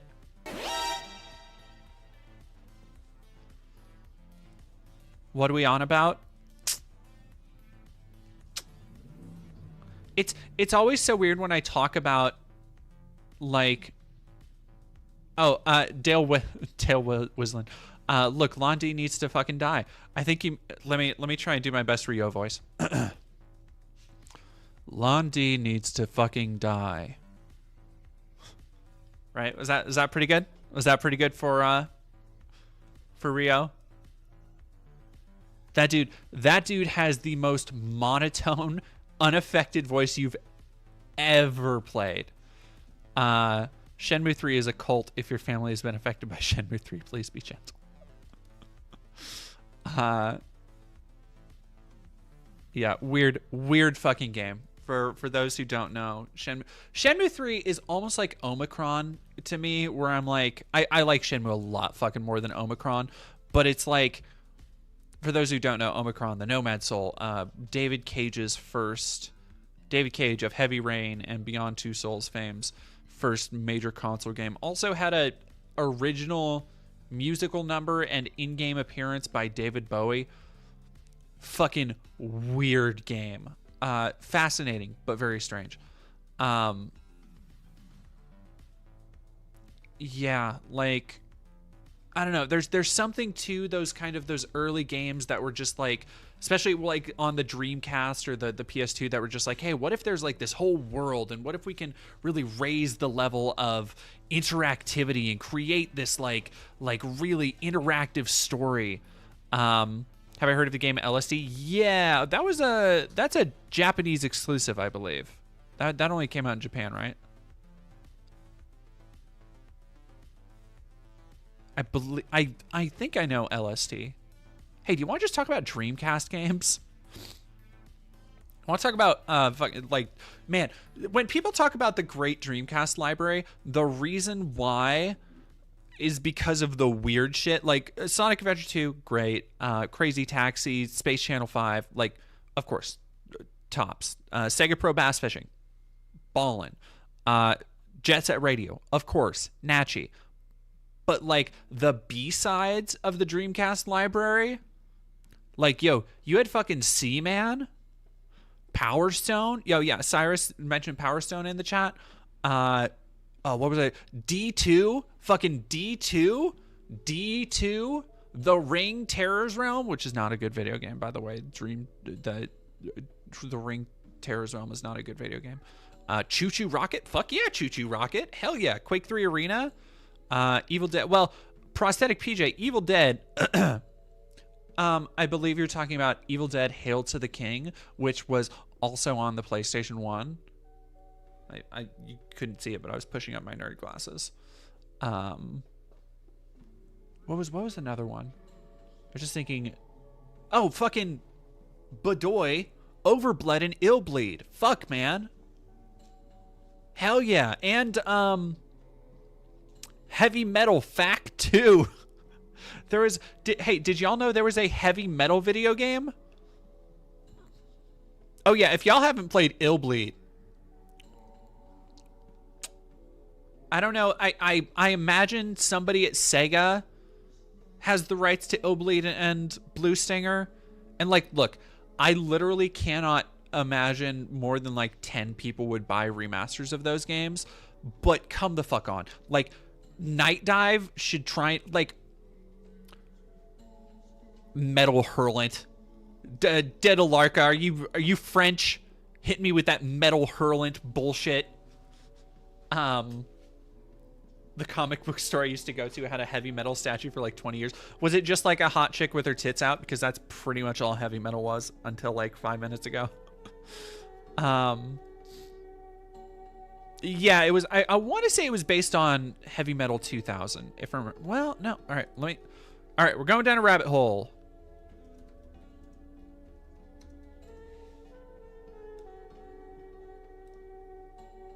Yep, that is a Heavy Metal cover. That is a cover to a Heavy Metal game. That is a Heavy Metal ass cover.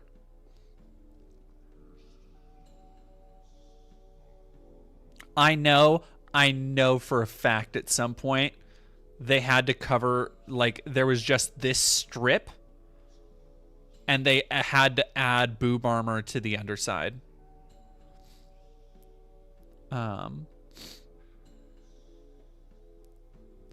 Oh.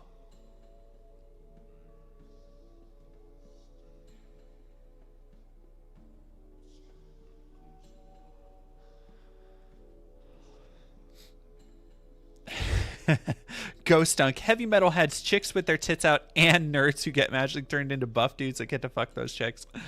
Yeah. It's heavy metal, man.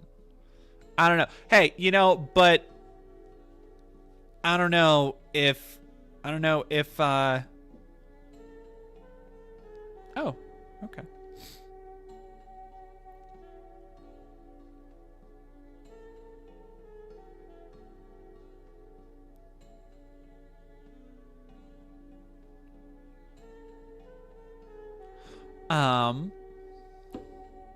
Like, it was very, for those who don't know, Heavy Metal, and Heavy Metal is still a magazine that gets written, but for so long, Heavy Metal,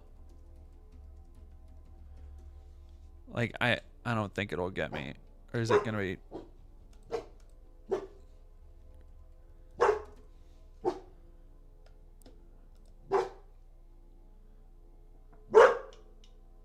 Yeah, like, Heavy Metal album covers or album covers. Dog. Okay, give me 1 second, y'all. Okay, you stay. No, kitchen. Come on. Yes, be good. Be good. I love you. Come on, man. Oh, you have to pet her. You have to give her pets. What's that dog? What that dog doing? So one of my partners is here, so I am going to go.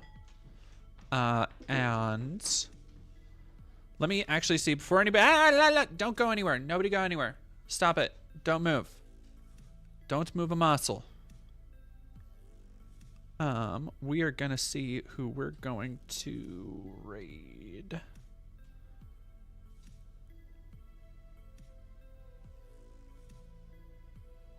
And don't forget to, God damn it, why? I can never get my channels on here. All right, let me actually see if I can go really quick. Wonder if I'm even able to.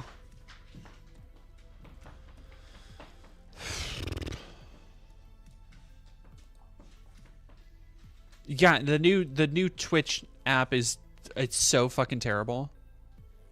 Can we throw Nephilim into the raid message? Sure. All right. Looks like Shark30 and US A-hole and I got a couple people who are live right now. Denmo, Parkser. I don't know these people. These are not my channels. This is not my beautiful Twitch chat.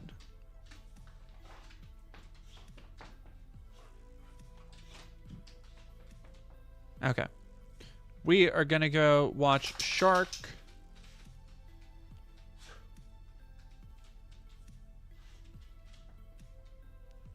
And let me actually see, how do I raid from the interface? Give me a second, y'all. I don't know how.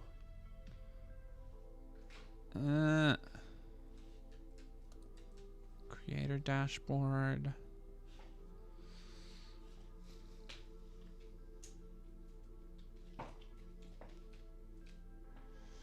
Man, okay, let me see.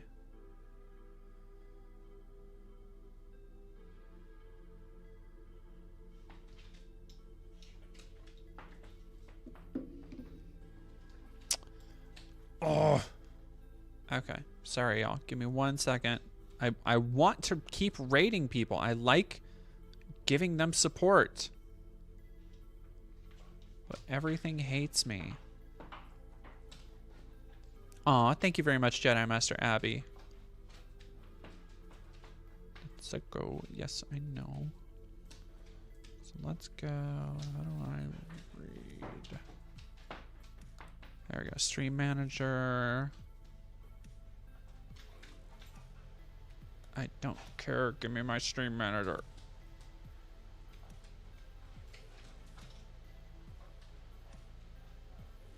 Okay. All right, fine.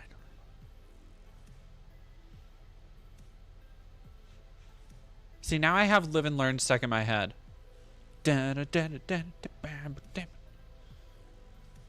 learn.